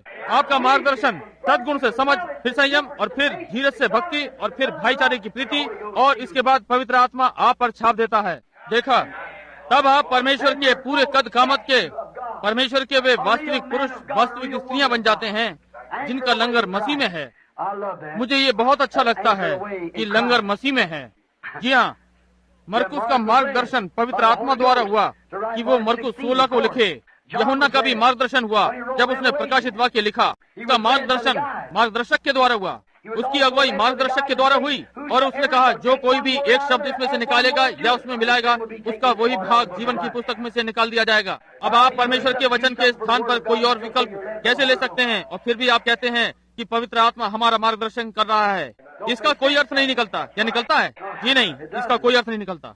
वो सारे जीवन मेरा मार्गदर्शक रहा। उसने मेरा मार्गदर्शन जीवन की ओर किया, इसी ने मेरा मार्गदर्शन जीवन की ओर किया और वही मेरा जीवन है। उसके बिना मेरे पास कोई जीवन नहीं है। उसको छोड़ मुझे कुछ नहीं चाहिए। वो मेरे लिए सब कुछ है। मेरी मुसीबतों में वो मेरे साथ रहा। बीते काल में उसने मुझे आशीष दी और उन्होंने वैसे ही किया। मैं उससे और क्या आशा करूं? वो सदा तक एक सा है। उसके नाम को महिमा मिले। आमीन। उसकी प्रतिज्ञा है कि वो इसे करेगा। वो मेरा जीवन है, मेरा मार्गदर्शक है, वो मेरा सब कुछ है। मैंने उसका विश्वास किया है। मेरे ऊपर कुछ कठिन परीक्षाएं आई। मैं जहाँ कहीं जाता हूँ उसका विश्वास करता हूँ। मैं आपसे चाहता हूँ कि आप भी करें। जब आप कपड़े धोने जाएं तो उसका विश्वास करें। यदि आप शहर जाएं तो उसका विश्वास करें। एक बार मैं जंगल में वहीं गया जहाँ के लिए मैं सोचता था कि मैं अच्छी जंगल की जानकारी रखता हूँ। आप जानते हैं मैंने बहुत शिकार खेला है। मैंने सोचा मुझे कोई भी इस जंगल में मूर्ख नहीं बना सकता। मैं यहाँ नहीं खो सकता। वो मुझे ये बात अच्छी लगती थी कि मेरी माँ आधी इंडियन थी। आप मुझे जंगल में भटका नहीं सकते। मैं जानता हूँ कि मैं कहाँ पर हूँ। और हनीमून के विषय में मैंने अपनी पत्नी से थोड़ी सी चालाकी जैसी करी। मैंने उससे कहा कि यदि हम अक्टूबर 23 को विवाह करें तो अच्छा रहेगा। यद्यपि परमेश्वर ने ही ये समय मुझसे कहा था विवाह करने के लिए। मैंने सोचा इस छोटे से हनीमून के लिए मैंने पैसे बचाए हैं और मैं उसको नायग्रा झरने के पास ले जाऊंगा और वहीं से एडिरोनडेक जाकर थोड़ा सा शिकार खेलूंगा, समझे? तो मैंने उसे और बिली को, जो छोटा ही था, लिया और इस प्रकार से मैं उसे हनीमून के लिए ले गया और ये मेरे लिए शिकार का दौरा भी था। मैंने सोचा यही करना ठीक रहेगा और मैं उसे लेकर चल दिया और मैंने श्री डेंटन को, जो कि वहाँ जंगल के अफसर थे, लिख दिया कि हम आ रहे हैं और हरिकेन पहाड़ पे जाएंगे। और मैंने कहा श्री डेंटन मैं आ रहा हूँ और इस बर्फ में मैं आपके साथ भालू का शिकार करूंगा। और उन्होंने कहा ठीक है बिली तुम आ जाओ। और मैंने कहा बिली मैं फला तारीख में तुम्हें वहीं मिलूंगा। मैं और मेरी पत्नी बिली वहाँ एक दिन पहले पहुँच गए और वहाँ पर एक छोटा घर बंद था और एक छप्पर लकड़ियों पर पीछे की ओर पड़ा था, जहाँ की भाई फ्रेड सॉथमैन और मैं बहुत दिन हुए वहीं खड़े थे। पवित्र आत्मा को मैंने वहाँ पीली रोशनी में उस झाड़ी के पास देखा था और भाई फ्रेडमैन ठीक वहीं खड़े थे। उसने कहा तुम अलग हो जाओ, मैं कल तुमसे बातें करना चाहता हूँ। और कहा कि सावधान रहो, उन्होंने तुम्हारे लिए फंदा तैयार कर रखा है। कहा कि चौकन्ने रहो। भाई फ्रेड ये ठीक बात है ना? और मैंने जाकर उस रात हजारों लोगों को ये बात बेयर माउंट में बताई। मैंने कहा कि मेरे लिए एक फंदा तैयार रखा है और मैं उसे देखने जा रहा हूँ कि वो कहाँ है, ये मुझे नहीं मालूम। और अगली ही रात्रि में वो वहीं आया जहाँ वो था। कहा कि ये तुम्हारे लिए वो फंदा है जो तैयार रखा है। जी हाँ श्रीमान। परंतु पवित्र आत्मा ने मेरा मार्गदर्शन किया कि क्या करना है और सच में वो बिल्कुल ठीक था। और आप में से बहुत से जानते हैं कि वो क्या था। उसे बताने के लिए अभी समय नहीं है, परंतु वहाँ उस स्थान पर खड़े हुए उस समय मौसम एकदम ठंडा होने लगा। दूसरे दिन भाई डेंटन आ रहे थे। मैंने कहा, प्रिय, कितना अच्छा होगा यदि मुझे घर ले जाने के लिए एक बड़ा सा हिरन मिल जाए। मैंने कहा, हम पैसे बचाने के लिए ये कर सकते हैं, हमारा तभी विवाह हुआ था। और मैंने कहा, यदि आज मुझे एक छोटा सा भी शिकार मिल जाता है तो ये हमारे जाड़े भर का भोजन हो जाएगा। और उसने कहा, ठीक है बिली, कर लो। फिर उसने कहा, बिली, ध्यान रखना, मैं ऐसे जंगल में पहले कभी नहीं रही हूँ। और वो जंगल में पहाड़ों के लगभग 25 मील अंदर थी। और उसने कहा, मुझे यहाँ के बारे में कुछ जानकारी नहीं है। और मैंने उससे कहा, तुम्हें याद होगा 2 वर्ष पहले मैंने 3 भालू मारे थे, वे वहाँ बिल्कुल पहाड़ की चोटी पर थे। और मैंने कहा, अब की बड़ा सा हिरन और कुछ भालू मिलेंगे तो इस शरद ऋतु के लिए हमारे पास हमारा भोजन रहेगा। देखिए, ये सुनने में काफी अच्छा लगता है। और हमने वो काली रसभरी तोड़ी और बिली ने उन्हें बेचा। तब हमने अपनी शरद ऋतु के लिए कोयला खरीदा। और मेढा जब मैं शाम को काम पर से वापस आता था तो मिलकर तोड़ते थे। अतः मैंने कहा, ठीक है, मैं अपनी बंदूक उठाकर वहाँ जाता हूँ। मैंने कहा, वहाँ बहुत सारे हिरन हैं, मैं एक लेकर आता हूँ। आप जानते हैं, तब मैंने कहा कि मैं लेकर आता हूँ और मैंने कहा कि मैं थोड़ी देर में वापस आ जाऊंगा। उसने कहा, ठीक है। इसलिए जब मैं निकला तो करीब करीब कुछ ठीक ही था। और आप में से जो हैम्पशायर के लोग हैं, जो न्यू इंग्लैंड के हैं, ये जानते हैं कि इसका क्या मतलब होता है। जब कोहरा पहाड़ों से आता है तब ये बिल्कुल नहीं जान पाते हैं कि आप कहाँ हैं, बस इतना ही है, आप अपने हाथ तक को नहीं देख सकते हैं। तो मैं उस काटने वाली ठंड में होकर निकलने लगा और ऊपर चोटी की कतार पर पहुंच गया। और वहाँ मैंने एक चीते को देखा, जिसे इस इलाके में चीता कहते हैं, लेकिन पश्चिम में हम उसे प्यूमा कहते हैं। वहाँ ऊंचे पहाड़ों पर लोग इसे पहाड़ी शेर कहते हैं, लेकिन ये एक ही जानवर है। सही में ये प्यूमा ही है। ये बड़ी बिल्ली 9 फुट लंबी और 150 से 200 पाउंड तक की होती है। उसने जैसे सड़क पार करी तो मैंने तुरंत अपनी बंदूक खींची, लेकिन इतनी तेजी से नहीं कि मैं उस पर गोली दागता। और मैं इस प्यूमा का पीछा उन पत्तियों को देखकर करता रहा। आप समझते हैं, जहाँ से वो निकला था मैं उसकी टो नहीं ले सका। वो चारों पैरों पर चलने वाला था, 2 पर नहीं। मैं जानता था कि वो हिरन नहीं है, क्योंकि हिरन 2 पैरों पर छलांग मारता है। आप जानते हैं, बिल्ली जाति के जानवर एकदम लापता हो जाते हैं। और जब भालू चलता है तो घुमावदार कदम मारता है। इसलिए मैं समझ गया कि ये प्यूमा ही था। और वो एक लट्ठे के पीछे छिपा था। मैं उसे देख नहीं सका और जैसे ही उसकी झलक दिखी वो फिर गायब हो गया। और मैंने देखा कि उसने पत्तियों को ऊपर पहाड़ पर इस तरह से चलने से छितरा दिया था। और मैंने ध्यान ही नहीं दिया कि बादल और कोहरा बराबर बढ़ता जा रहा है। और मैं इस पीमो का पीछे करते करते एक घाटी को पार कर दूसरी बड़ी घाटी में पहुंच गया। मैंने सोचा थोड़ी देर बाद मैं उसे ढूंढ लूंगा और मैं ऊंचे स्थान पर चढ़कर उसे चारों ओर देखकर उसकी हाथ लेने की कोशिश करूंगा। और मैं फिर ऊपर से नीचे की ओर उतर गया और वो पत्तों के घर्षण की आवाज करता हुआ आगे जा रहा था, क्योंकि वो पेड़ों पर चिपक चिपक कर जा रहा था कि मैं पीछा न कर सकूं। वो चालाक हो गया था और वो पेड़ पर से चढ़कर पेड़ों पर कूद कर जा रहा था, क्योंकि वो जानता था कि अब मैं उसका पीछा न कर सकूंगा। मैंने कहा, चलो जैसा भी हो। और मैं वापस नदी के दरारों से होता हुआ चल पड़ा तो मुझे नर भालू की सुगंध लगी। मैंने सोचा कि अब की मैं इसे मार लूंगा, ये ठीक है। मैंने फिर गंध ली और कुछ आगे बढ़ा और मैंने सारे चिन्ह और चीजें देखने का यह प्रयत्न किया और मुझे कुछ भी नहीं दिखाई पड़ा। मैं फिर वापस मुड़ा और मुड़कर चल दिया, पहाड़ की दूसरी ओर चल दिया। तब मैंने ध्यान देना शुरू किया कि कुछ धुंध सी होती जा रही है और मैंने फिर गंध महसूस करी जो कहीं हवा से आ रही थी। और मैंने कहा नहीं, क्योंकि हवा तो दूसरी ओर से आ रही थी। मैंने तो उसको वहाँ नीचे की ओर महसूस किया था, तो ये तो कहीं और से आ रही है। इसलिए मैं फिर वहीं गया जहाँ मैंने पहली बार उसकी गंध ली थी और गंध फिर वहीं मिली। और जब मैं वापस आ रहा था तब उन दरारों को पार करते हुए मैंने झाड़ी हिलती हुई देखी। जब मैंने देखा तो कुछ काला काला हिला। मैं सोचा ये रहा वो। मैंने जल्दी से गोली बंदूक में डाली और एकदम शांत खड़ा हो गया। और जब वो आया तो वो एक बड़ा हिरन था। मैंने कहा, मैं यही तो चाह रहा था, और मैंने उसे मार गिराया। मैंने सोचा, मैंने कभी ध्यान ही नहीं दिया कि वो इस समय यहाँ पर दिखाई दिया। मैंने अपने हाथ झाड़े और अपने छुरे को निकालकर पीछे की ओर लगा लिया और मैंने सोचा, परमेश्वर की महिमा होवे, यीशु मसीह आपका धन्यवाद कि आपने मुझे शरद ऋतु के लिए भोजन दे दिया। प्रभु की तारीफ हो। और अपनी बंदूक उठाकर मैंने सोचा मैं वापस दरारों में से होकर निकल जाऊंगा। मैंने देखा भाई तूफान आ रहा है, अच्छा है यहाँ से वापस जल्द मेढा और उन सबके पास पहुँच लो। मैंने कहा जल्दी करो। वहाँ ऊंची दरारों पर मैं अपने लाल कोट का बटन खोले ही पहुँच गया और मैं वहाँ ऊपर चक्कर लगा रहा था। पहली चीज जो मैंने सोची, मैं उस मोड़ को कहाँ छोड़ा आया। हवा तो नीचे तेज थी कि पेड़ आपस में मिल रहे थे। मैंने सोचा मोड़ कहाँ छोड़ा आया। मैं चलता रहा। मुझे मालूम था कि मैं सीधा हेरिकेन पहाड़ की ओर जा रहा हूँ, लेकिन जब मैं रुका तो पसीने में तर था। मैंने सोचा कि क्या बात है, मैं लगभग पौन घंटे से चल रहा हूँ, लेकिन मैं उस स्थान को नहीं पा सका जहाँ से मोड़ छोड़ा था। मैंने देखा तो सामने हिरन टंगा था। तो फिर मैं उसी स्थान पर आ गया। मैंने सोचा कि मैंने ये क्या किया था, और मैं फिर से चला। मैंने सोचा कि मैं इस बार निकल जाऊंगा। मैंने पहले ध्यान नहीं दिया था। मैं हर छोटी सी हलचल को, हर चीज को ध्यान से देख रहा था, और मैं ढूंढता ढूंढता बढ़ रहा था। बादल घिरते जा रहे थे। मुझे मालूम था कि तूफान आ रहा है, और धुंध बहुत नीचे थी। तब मैंने ध्यान देना शुरू किया, और मैंने सोचा कि मैं आगे बढ़ूंगा, और मैं आगे आगे आगे आगे आगे बढ़ता चला गया। मैंने सोचा अजीब बात है, ये स्थान लगता है कि जैसे मैंने पहले भी देखा है। और मैंने देखा मेरा हिरन मेरे सामने टंगा है। अब समझे मैं किस राह पर था। इंडियंस इसे मृत्यु की यात्रा कहते हैं। आप एक ही स्थान पर चक्कर लगा रहे हैं। मैंने सोचा मैं तो एक अच्छा मार्गदर्शक भी हूँ जो कभी नहीं खोया। देखिए, मुझे कुछ भी बताने की आवश्यकता नहीं, मैं अपने सारे मार्ग जानता हूँ, समझे। मैंने फिर से चलना शुरू किया। मैंने कहा मैं ये गलती नहीं कर सकता, और मैं फिर वापस आ गया। और मैं उन दरारों में थोड़ा ही चला हूँगा, और तभी बर्फ गिरनी शुरू हो गई। वो सभी जगह बर्फ पड़ रही थी, और अंधकार होता जा रहा था। और मैं जानता था कि आज रात नेडा जंगल में मर जाएगी। वो नहीं जानती कि जंगल में कैसे बचा जाता है। बिली तो 3 या 4 साल का था। वो काफी छोटा था, और मैंने सोचा कि वे क्या करेंगे। और मैं तो इतना चलने के बाद भी फिर भी वही हूँ। मैंने सोचा कि मैं तो समतल पर चल रहा हूँ, और मैं यहाँ कुछ भी नहीं देख सक रहा हूँ, और अब मैं चलता जा रहा हूँ। साधारणतः मैं एक स्थान को ढूंढ कर रखता हूँ यदि कोई मेरे साथ होता है। नहीं तो मैं कहीं पर 1-2 दिन रुक जाता जब तक तूफान न थमता, फिर बाहर आता और हिरन के टुकड़े करके अपनी पीठ पर लाद कर जाता और उसे ही खाता, और कोई परवाह नहीं करता। लेकिन जब आपकी पत्नी बच्चा जंगल में मरने पर हो तो फिर आप ऐसा नहीं कर सकते, देखा। इसलिए मैंने सोचना आरंभ किया कि मैं क्या कर सकता हूँ। इसलिए मैं फिर थोड़ा आगे बढ़ा, और जब मैंने पहली घाटी पार कर ली तो मैंने सोचा कि थोड़ा रुकता हूँ, और हवा सीधे मेरे मुंह पे लग रही थी। मुझे तो इसी रास्ते से ही आना था, मुझे इस रास्ते से ही आना चाहिए था। और इतना चलने के बाद भी मैं ये नहीं जान पाया कि मैं कहाँ हूँ। मैंने कहा मैं तो परेशान होने लगा हूँ, और मैंने कहा बिली तुम धीरज रखो, तुम खोए नहीं हो। मैं ये कहकर अपने आप को धोखा देने का प्रयत्न कर रहा था। आप अपने आप को धोखा नहीं दे सकते, नहीं। आपका विवेक आपको बता देगा कि आप गलती पर हैं। वो आप कहने की कोशिश करते हैं मैं उद्धार पा चुका हूँ, मैं गिर जाता हूँ, और आप परवाह नहीं करते जब तक मृत्यु के बिस्तर पे नहीं पहुँच जाते। तब आपको भिन्नता का आभास होता है। आपका विवेक आपको बताता है। आपके अंदर कुछ होता है जो आपको बताता है कि आप गलत हैं। आप जानते हैं यदि आप मर गए तो आपकी भेंट पवित्र परमेश्वर से नहीं हो सकती।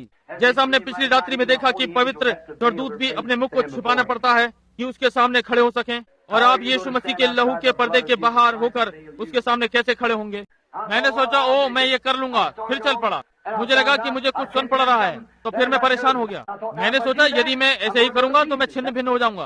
और जब कोई व्यक्ति जंगल में खो जाता है तो वो ऐसे ही अक्सर अपनी सुध बुध खो बैठता है, और तब वो अपनी बंदूक से ही अपने आप को मार लेता है, या किसी खड्डे में गिरकर अपनी टांग तोड़ लेता है। जब तक मर ना जाए वहीं पड़ा रहता है। तो मैंने सोचा कि मैं क्या करने जा रहा हूँ, इसलिए मैंने चलना शुरू कर दिया।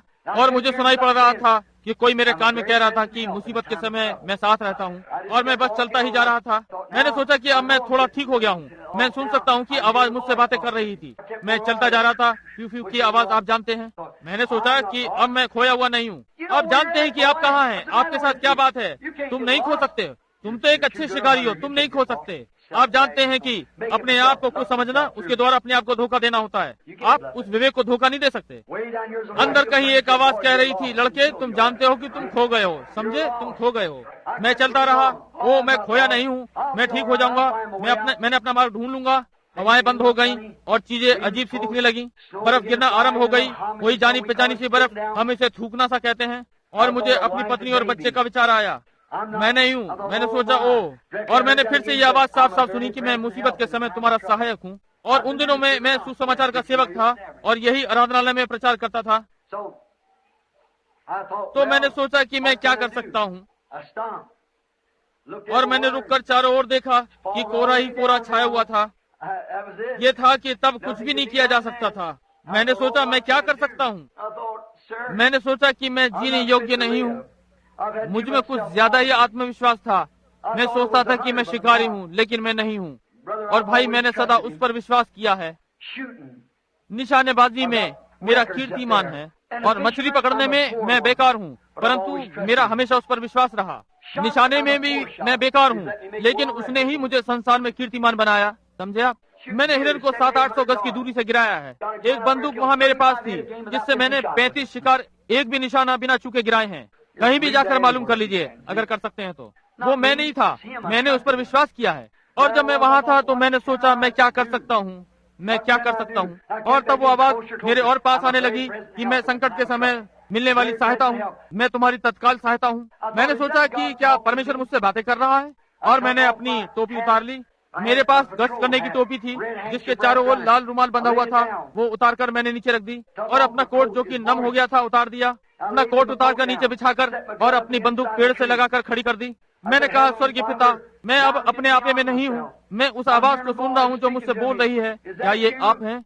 मैंने कहा, प्रभु, मैं इस बात को स्वीकार करता हूँ कि मैं शिकारी नहीं हूँ, मैं नहीं हूँ, मैं अपना रास्ता नहीं ढूंढ सकता, आपको मेरी सहायता करनी है, मैं जीने के योग्य नहीं हूँ, और यहाँ आकर मैंने वो किया है और सोच रहा हूँ कि मैं बहुत कुछ जानता हूँ और मैं खो नहीं सकता। प्रभु, मुझे आपकी आवश्यकता है। मेरी पत्नी एक अच्छी स्त्री है, मेरा बच्चा, मेरे छोटे लड़के की माँ चली गई है और वो इसकी देखभाल के लिए यत्न कर रही है, और मैंने उसे अब भी विवाह किया है, और वो छोटा बच्चा वहाँ है, और आज रात को वो दोनों जंगल में मर जाएंगे। इस बर्फीली हवा से तापमान 0 से 10 अंश नीचे चला जाएगा, और उन्हें ज्ञान नहीं है कि ऐसे में क्या किया जाए, और वे आज रात मर जाएंगे। परमेश्वर, उन्हें मरने ना दीजिए, मुझे वहाँ ले चलिए जिससे मैं उन्हें देख सकूं, ताकि वो ना मरे। परमेश्वर, मैं खो गया हूँ, मैं अपना रास्ता नहीं ढूंढ सकता, क्या आप मेरी सहायता नहीं करेंगे? और मुझे मेरे स्वाभिमान के लिए क्षमा करें, मैं आपके बिना कुछ नहीं कर सकता, आप मेरे मार्गदर्शक हैं। प्रभु, आप ही मेरी सहायता कीजिए। तब मैं खड़ा हुआ और मैंने आमीन कहा। मैंने अपना रुमाल, अपना कोट उठाया, अपनी टोपी पीछे को लगाई और अपनी बंदूक उठाई। मैंने कहा, अब मैंने अपने को सही जगह पर कर लिया है, जो बढ़िया रास्ता है मैं जानता हूँ, अपनी समझ से सबसे अच्छा तरीका, और अब मैं सीधा जाऊंगा, क्योंकि अब तक गोलाई में चलता रहा, पता नहीं कहाँ चलता रहा, लेकिन अब मैं उस मार्ग पर जाऊंगा जो परमेश्वर ने, मेरे मार्गदर्शक ने, आप मुझे बताएंगे। मैंने एक और चलना शुरू किया। मैंने कहा, यही है। मैंने अपने आप को विश्वास दिलाया। मैं इस एक मार्ग पर जा रहा था और मैं सीधा एक ही मार्ग पर चल रहा था। अब मैं बदल नहीं रहा था और एक ही मार्ग पर जा रहा था। मैं जानता हूँ कि मैं सही हूँ। मैं उसी एक मार्ग पर जो उस पर जा रहा था। यदि मैं दूसरे रास्ते पर जाता तो मैं कनाडा की ओर बढ़ जाता। समझे? अभी मुझे अनुभव हुआ कि किसी ने मेरा कंधा हाथ से छुआ। मैंने तुरंत ही मुड़कर चारों ओर देखा, वहाँ कोई भी नहीं था। मैंने सोचा, ये क्या था? यहाँ पवित्र शास्त्र मेरे सामने रखा है। परमेश्वर ही मेरा मार्गदर्शक और न्यायी है जो यहाँ खड़ा है।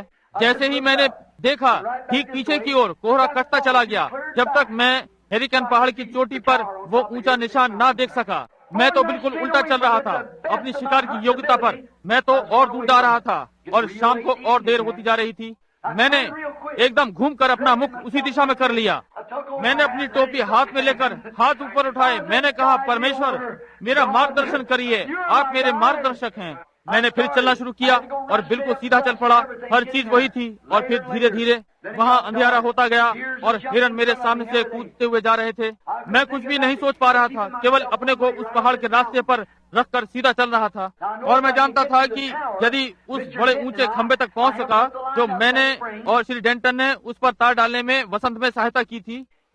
हमने उस पर वहाँ हेरिकन पहाड़ से टेलीफोन के तार लेकर नीचे लगभग 3-4 मील नीचे कैंप तक डाले थे।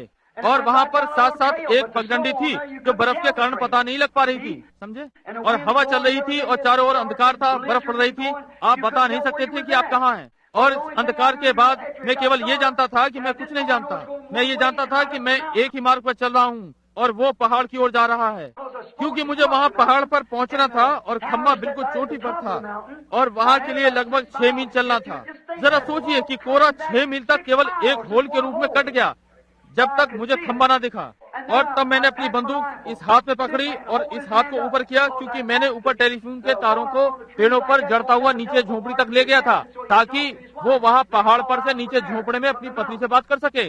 और मैंने उसकी इस तार के लगाने में सहायता की थी। और मैं अपने हाथ ऊपर किए कह रहा था कि हे परमेश्वर, मुझे वो तार की लाइन पकड़वा दे। और चलते चलते उस तार के पकड़ने से मेरे हाथ में छाला सा हो गया और कोशिश करके भी कठिनाई से पकड़ पा रहा था और मुझे नीचे जाना ही था। और मुझे फिर बंदूक को दूसरे हाथ में बदलकर कुछ कदम पीछे चलकर ये पक्का करके कि किनारा ठीक है, खोया तो नहीं है, मैं चलता जा रहा था। देर रात अंधियारी और तेज हवा थी और जब डाली हाथ में आती तो कहता, ये नहीं है, नहीं ये नहीं है। ओ प्रभु, मुझे वो शब्द जो अनिश्चित हो वो ना आने दें। और जब मैं अपना हाथ उस तार पर से हटाने पर होता तो कुछ मुझे अंदर से कचोटता। मुझे तभी ढूंढ लिया गया जब मैं खो गया था। मुझे उस तार को पकड़े रहना था। मैंने अपनी बंदूक नीचे डाल दी और अपनी टोपी उतार ली और मैं खड़ा हो गया। I said, oh God, मैंने कहा, ओ परमेश्वर, what a feeling it is. जब आपको खोकर दोबारा पाते हैं तो कैसा अजीब अनुभव होता है। I said, right down to the end of मैंने this कहा, wire. इस तार के अंतिम छोर तक इसे कभी नहीं छोड़ूंगा। मैं अपने को तार के साथ बांधे रहूंगा और ये मेरा मार्गदर्शन सीधा वहाँ करेगा जहाँ की संसार की वस्तुएं जो मेरी प्रिय है नीचे ही रह जाएंगी। मेरी पत्नी और बच्चे को ये नहीं पता था कि मैं कहाँ हूँ। उन्हें ये नहीं मालूम था कि आग कैसे जलाई जाए। उन्हें कुछ भी पता नहीं था कि क्या किया जाए। हवा की तेजी से डालियां आवाज करके टूट रही थी। मैं किसी भी तरह से तार को छोड़ना नहीं चाहता था। मैं उस तार को तब तक पकड़े रहना चाहता था जब तक मेरा मार्गदर्शन मेरे उन प्रियों तक जो इस पृथ्वी पर है ना पहुंचा दे। ये मेरे लिए एक भयानक और बड़ा अनुभव था कि मैंने अपना मार्ग पाया, लेकिन ये तो आधा भी नहीं था। One day I was lost. एक दिन मैं पापों में खो गया था। मैं एक गिरजे से दूसरे गिरजे में कुछ ढूंढने के लिए भटक रहा था। मैं सेवंथ डे एडवेंटिस्ट में गया। उन्होंने बताया सबत मानो और मांस खाना छोड़ दो। फिर मैं बैप्टिस्ट गिरजे में गया। उन्होंने कहा, खड़े होकर ये बताइए कि आप विश्वास करते हैं यीशु मसीह परमेश्वर का पुत्र है और मैं तुम्हें बपतिस्मा दूंगा, यही है। वहाँ कुछ नहीं था। One day out in the little लेकिन एक दिन वहाँ एक कोयले के छप्पर के तले मैंने अपने हाथ ऊपर कर लिए। मैंने किसी चीज को पकड़ लिया था। मैं ये कहूँ, किसी चीज ने मुझे पकड़ लिया था। वही मेरी जीवन रेखा थी, मेरा मार्गदर्शक। और आज तक मुझे यहाँ बचा कर लाया है। मैं इस तार को अपने हाथों से नहीं हटाना चाहता था। मैंने अपना हाथ उससे पकड़वा रखा है। उन मतों धारणाओं को जो चाहते हैं करने दो। मैं तो अपने मार्गदर्शक का हाथ पकड़े रहूंगा। इस पृथ्वी पर या स्वर्ग में जो भी मुझे बहुत प्रिय है वो इस रेखा का अंतिम छोर है। वो यहाँ तक मुझे सुरक्षित लाया है। बाकी जीवन भर मैं उसी पर विश्वास करूंगा। जब वो जो पवित्र आत्मा है आएगा, वो आपका मार्गदर्शन करके आपको उजियाले में ले जाएगा। मित्रों, वो मुझे आज जहाँ मैं खड़ा हूँ यहाँ तक लाया है। आज मैं जो भी हूँ उसी ने बनाया है। मैं खुशी के साथ आपकी मुलाकात उससे करा सकता हूँ। केवल यही एक मार्गदर्शक है पृथ्वी या स्वर्ग में जिसके विषय में मैं जानता हूँ। जब मैं शिकार पर या मछली पकड़ने जाता हूँ, यही मेरा मार्गदर्शक होता है। जब मैं किसी से बातें करता हूँ तो यही मेरा मार्गदर्शक होता है। जब मैं वचन प्रचार करता हूँ तो यही मेरा मार्गदर्शक होता है। जब मैं सोचता हूँ तो यही मेरा मार्गदर्शक होता है। And when I come to die, और जब मैं मृत्यु के पास होऊंगा तो वहाँ पर वो खड़ा हुआ मेरा मार्गदर्शन उस नदी के पार करेगा। मुझे किसी भी बुरी बात का भय ना होगा, क्योंकि तू मेरे साथ है। तेरी छड़ी और लाठी मुझे ठीक करके मेरा मार्गदर्शन करेंगे ताकि उस नदी को पार कर जाऊं। आइए हम प्रार्थना करें। स्वर्गीय पिता, मैं इस मार्गदर्शक के लिए जो कि मुझे लिए चलता है धन्यवाद करता हूँ। ओ पिता, कभी कभी मैं उसकी आवाज को नहीं सुन पाता हूँ तो मैं डर जाता हूँ। मैं चाहता हूँ कि वो मेरे बिल्कुल पास रहे, क्योंकि मैं नहीं जानता कि किस समय मुझे नदी पार जाना पड़ेगा। मैं चाहता हूँ कि वो मेरे पास रहे। प्रभु, मुझे कभी ना छोड़ना। प्रभु, आपके बिना मैं ना तो बात कर सकता हूँ, ना प्रचार कर सकता हूँ, ना ही जंगलों में शिकार कर सकता हूँ, ना किनारे पर मछली पकड़ सकता हूँ, ना ही अपनी कार चला सकता हूँ। मैं आपके बिना बिल्कुल कुछ नहीं कर सकता। आप मेरे मार्गदर्शक हैं। आज मैं सभा को ये बताते हुए कितना प्रसन्न हूँ कि आप मुझे यहाँ तक कैसे इन सब परिस्थितियों में से निकाल कर लाए हैं। मैं एक दिन ये सोच रहा था, अधिक वर्षों पहले की बात नहीं है, कि मेरे परिवार की गलती के कारण जब मैं सड़क पर नीचे खड़ा था तो कोई मुझसे बात नहीं करना चाहता था। मैं बिना साथी के अकेला था। मेरे साथ कोई मतलब नहीं रखना चाहता था। उन्होंने कहा इसका पिता नशेड़ी है, और प्रभु मुझसे कोई बात नहीं करता था, और मैं लोगों को प्यार करता हूँ। लेकिन एक दिन जब मैंने उस रेखा को पकड़ लिया था, प्रभु, मैं सोचता हूँ कि अब मुझे थोड़ा सा आराम करने के लिए जंगल में चले जाना चाहिए। इसने क्या किया? कोई व्यक्तित्व नहीं, ना ही शिक्षा मेरे पास, कुछ भी नहीं है। लेकिन प्रभु, ये तो आप हैं, केवल आप ही ने मुझे सही निशाने पर लग जाने दिया। आप ही ने मुझे बड़ी मछली पकड़ने दी, क्योंकि आप जानते हैं कि मैं ये करना चाहता था।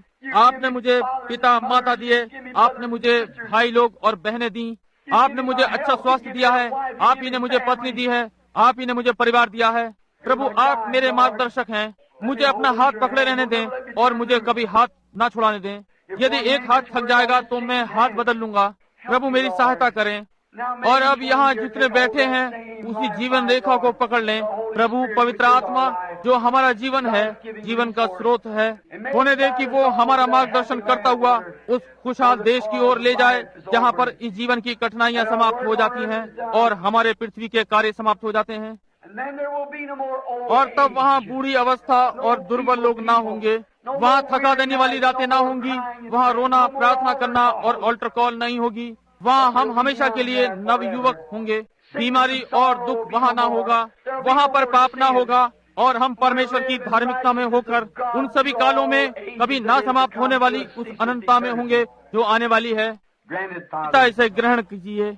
और अब पिता, यदि यहाँ पर कोई आज रात ऐसा हो जिसने जीवन की रेखा को कभी ना पकड़ा हो, तो होने दें प्रभु वो अभी से पा सके।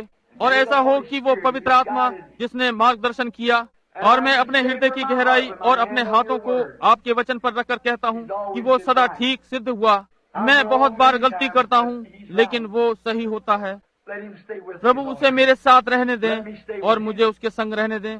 आज रात यहाँ बहुत से लोग जो उसे नहीं जानते, होने दें कि वो उसके ना बदलने वाले हाथ को पकड़ लें ताकि उनका भी मार्गदर्शन हो सके। और किसी दिन हम भी उस नदी के पास निकल जाएंगे। वो प्रातः भी कोरह से भरी होने जा रही है और वो पुराना समुद्र गरजेगा। वो पुरानी यर्दन भयानक तोड़ देने वाली मृत्यु हमारे जीवन को श्वास को बाहर करती हुई। लेकिन परमेश्वर, मैं नहीं डरूंगा। मैंने इसको बहुत पहले ही शांत कर दिया है। मैं अपने सिर के कवच को उतार देना चाहता हूँ और एक सैनिक की तरह पीछे मुड़कर उस मार्ग को देखना चाहता हूँ जहाँ से वो रेखा मेरा मार्गदर्शन करती हुई मुझे लाई है।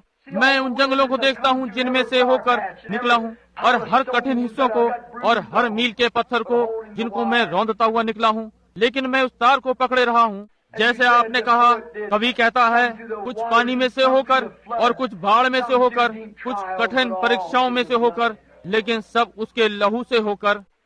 और हम उस पुरानी तलवार को ले लेंगे जो पूरे मार्ग भर हमारी रक्षा करती आई है। उसको म्यान में पीछे रखकर चिल्लाऊंगा, हे पिता, आज प्रातः नाव भेज दो, मैं घर आ रहा हूँ। प्रभु, आप वहीं होंगे। आपने प्रतिज्ञा की है, आप असफल नहीं हो सकते। और हर वो जो यहाँ है उसे आशीषित कीजिए। यदि वो नहीं जानते कि इस रेखा को कैसे पकड़ा जाए और उन्होंने उसे कभी नहीं छुआ, तो होने दें कि पवित्र हाथ आज ऊपर उठे, चाहने वाले हाथ, इच्छा रखने वाले हाथ, और वो उस जीवन रेखा को छू लें और वो उनके हृदय की इच्छा अनुसार उनका मार्गदर्शन करेगी।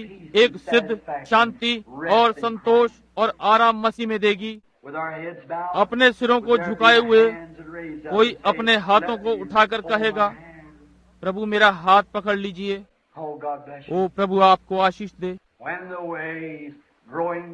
जब रास्ते की धुंध बढ़ रही हो, प्यारे प्रभु मेरे पास रहना।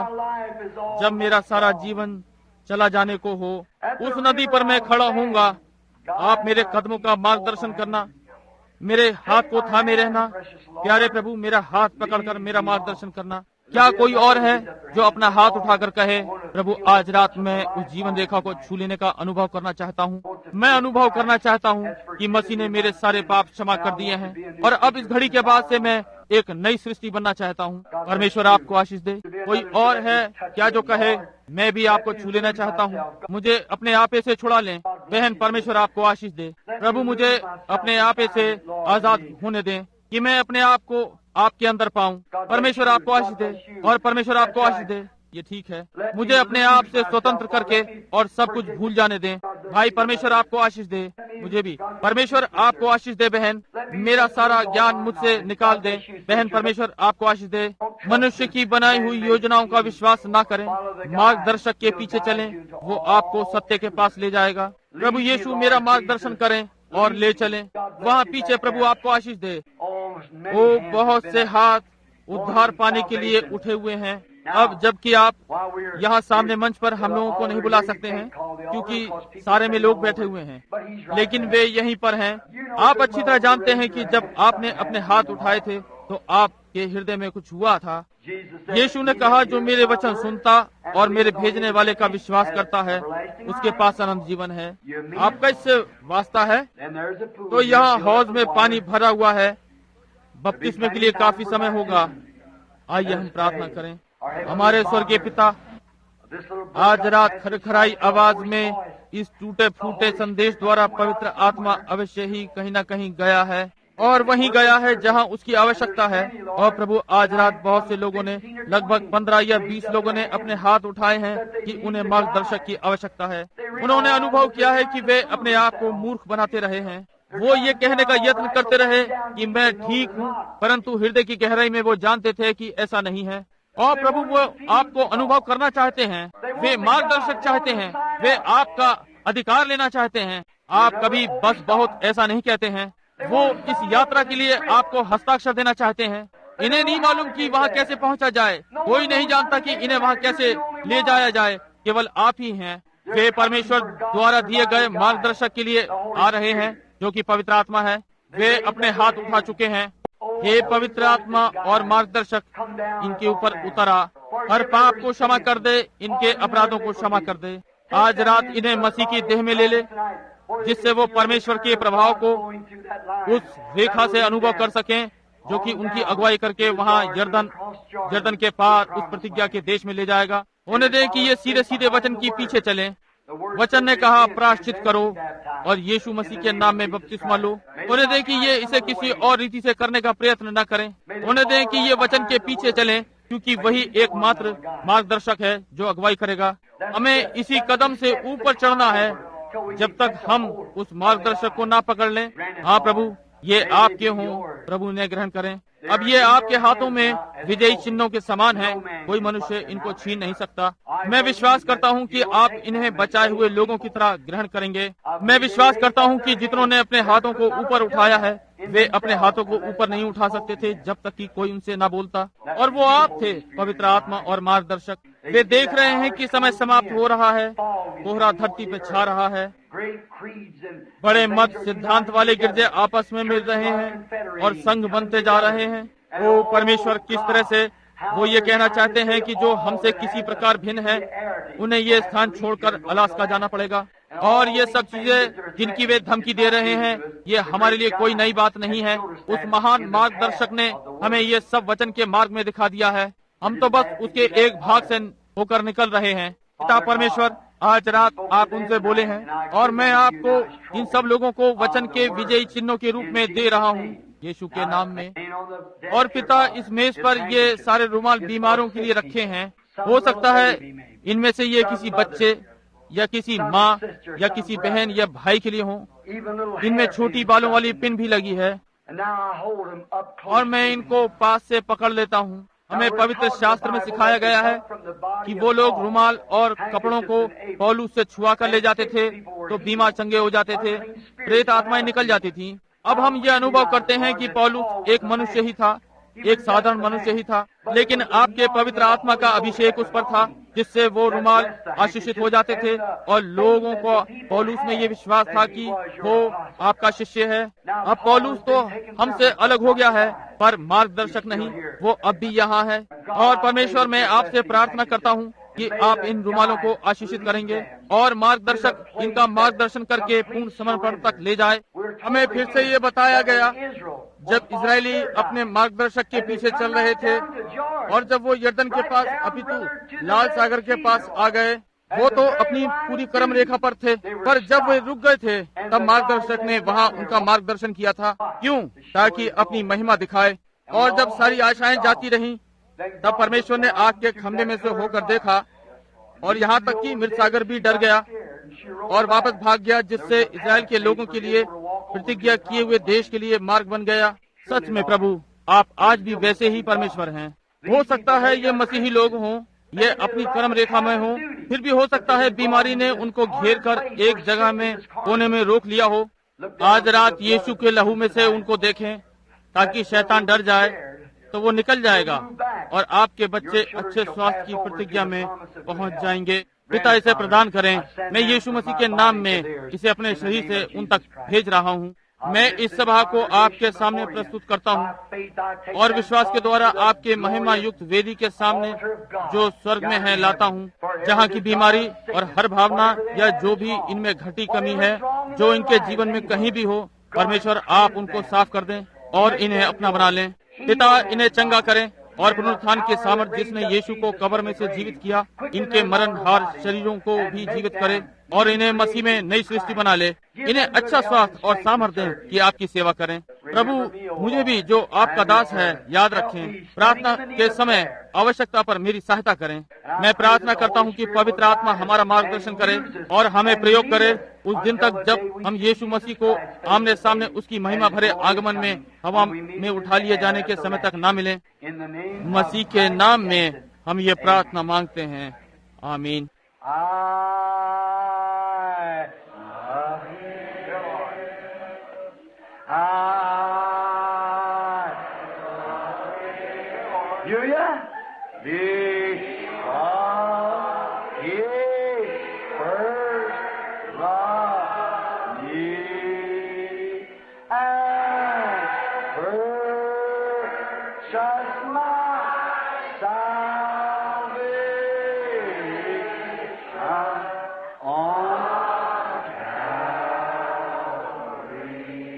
यदि आप जिसको आपने देखा है उससे प्रेम नहीं करते, तो जिसको आपने नहीं देखा उससे कैसे प्रेम कर सकते हैं? अब जब हम आई लव हिम वाले गाने को गाते हैं, तो आइए हम अपने पास वाले से पूरे प्रेम से भरकर हाथ मिलाएं।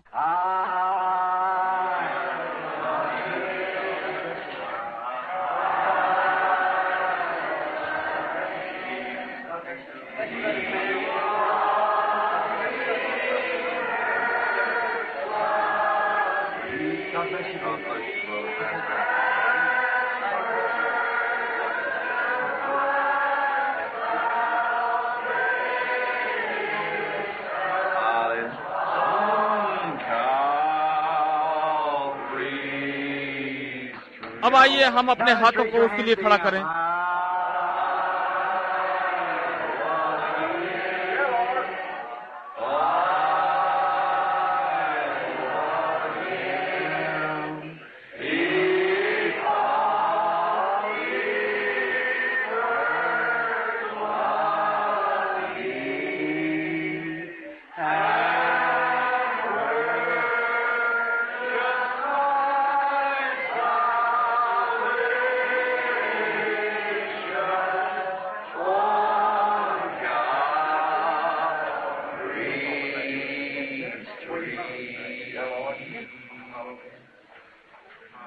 क्या आप एक अच्छा गाना सुनना चाहेंगे?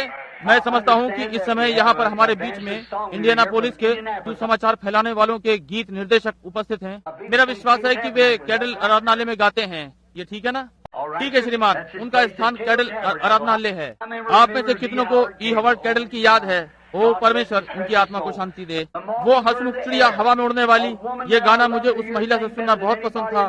मैंने अपने जीवन में इतना अच्छा गाना वाला कभी नहीं सुना। और वो श्रीमती कैडल थी। वे गाती थी, इससे पहले कि आप अपना कमरा आज प्रातः छोड़ते, क्या तुमने मसीह जो हमारा बचाने वाला है उससे प्रार्थना की जैसे कि वो आज की ढाल है। वहाँ सड़क पर एक प्रातः मैं उन 2 झोंपड़ी नुमा कमरों में जाकर आग जलाने का प्रयत्न कर रहा था। स्टोव जलने को तैयार ही नहीं था। मैंने जलाने की कोशिश की और हवा ने आकर मेरे सामने उसे बुझा दिया। और बहुत ठंड थी, मैं जमने को हो रहा था। पूरे फर्श पर कोहरा छाया हुआ था। मैं वहाँ नंगे पैर उस पुराने टीन के स्टोव को जलाने का प्रयत्न कर रहा था। उस पर छोटा भट्टी का सा पाइप का टुकड़ा रखा था और मेरा और मेढा का विवाह तभी हुआ था। मैंने पुरानी गीली लकड़ियों को जलाने की कोशिश की पर नहीं जली। मैं बैठा सोच रहा था, ओ फिर मैं फिर कोशिश करूंगा। उस पुराने स्टोव को खटक कर जलाना ही था और मैंने बढ़कर रेडियो चला दिया। उस पर वो गा रही थी, इससे पहले आज प्रातः तुमने अपना कमरा छोड़ा, तुमने प्रार्थना करने के लिए सोचा। और मैं फर्श पर गिर सा पड़ा। वो गा रही थी, हमारे बचाने वाले मसीह के नाम में जो कि आज की ढाल है, मंदिर है। ओ मुझे उस महिला का गीत सुनना कितना अच्छा लगता है।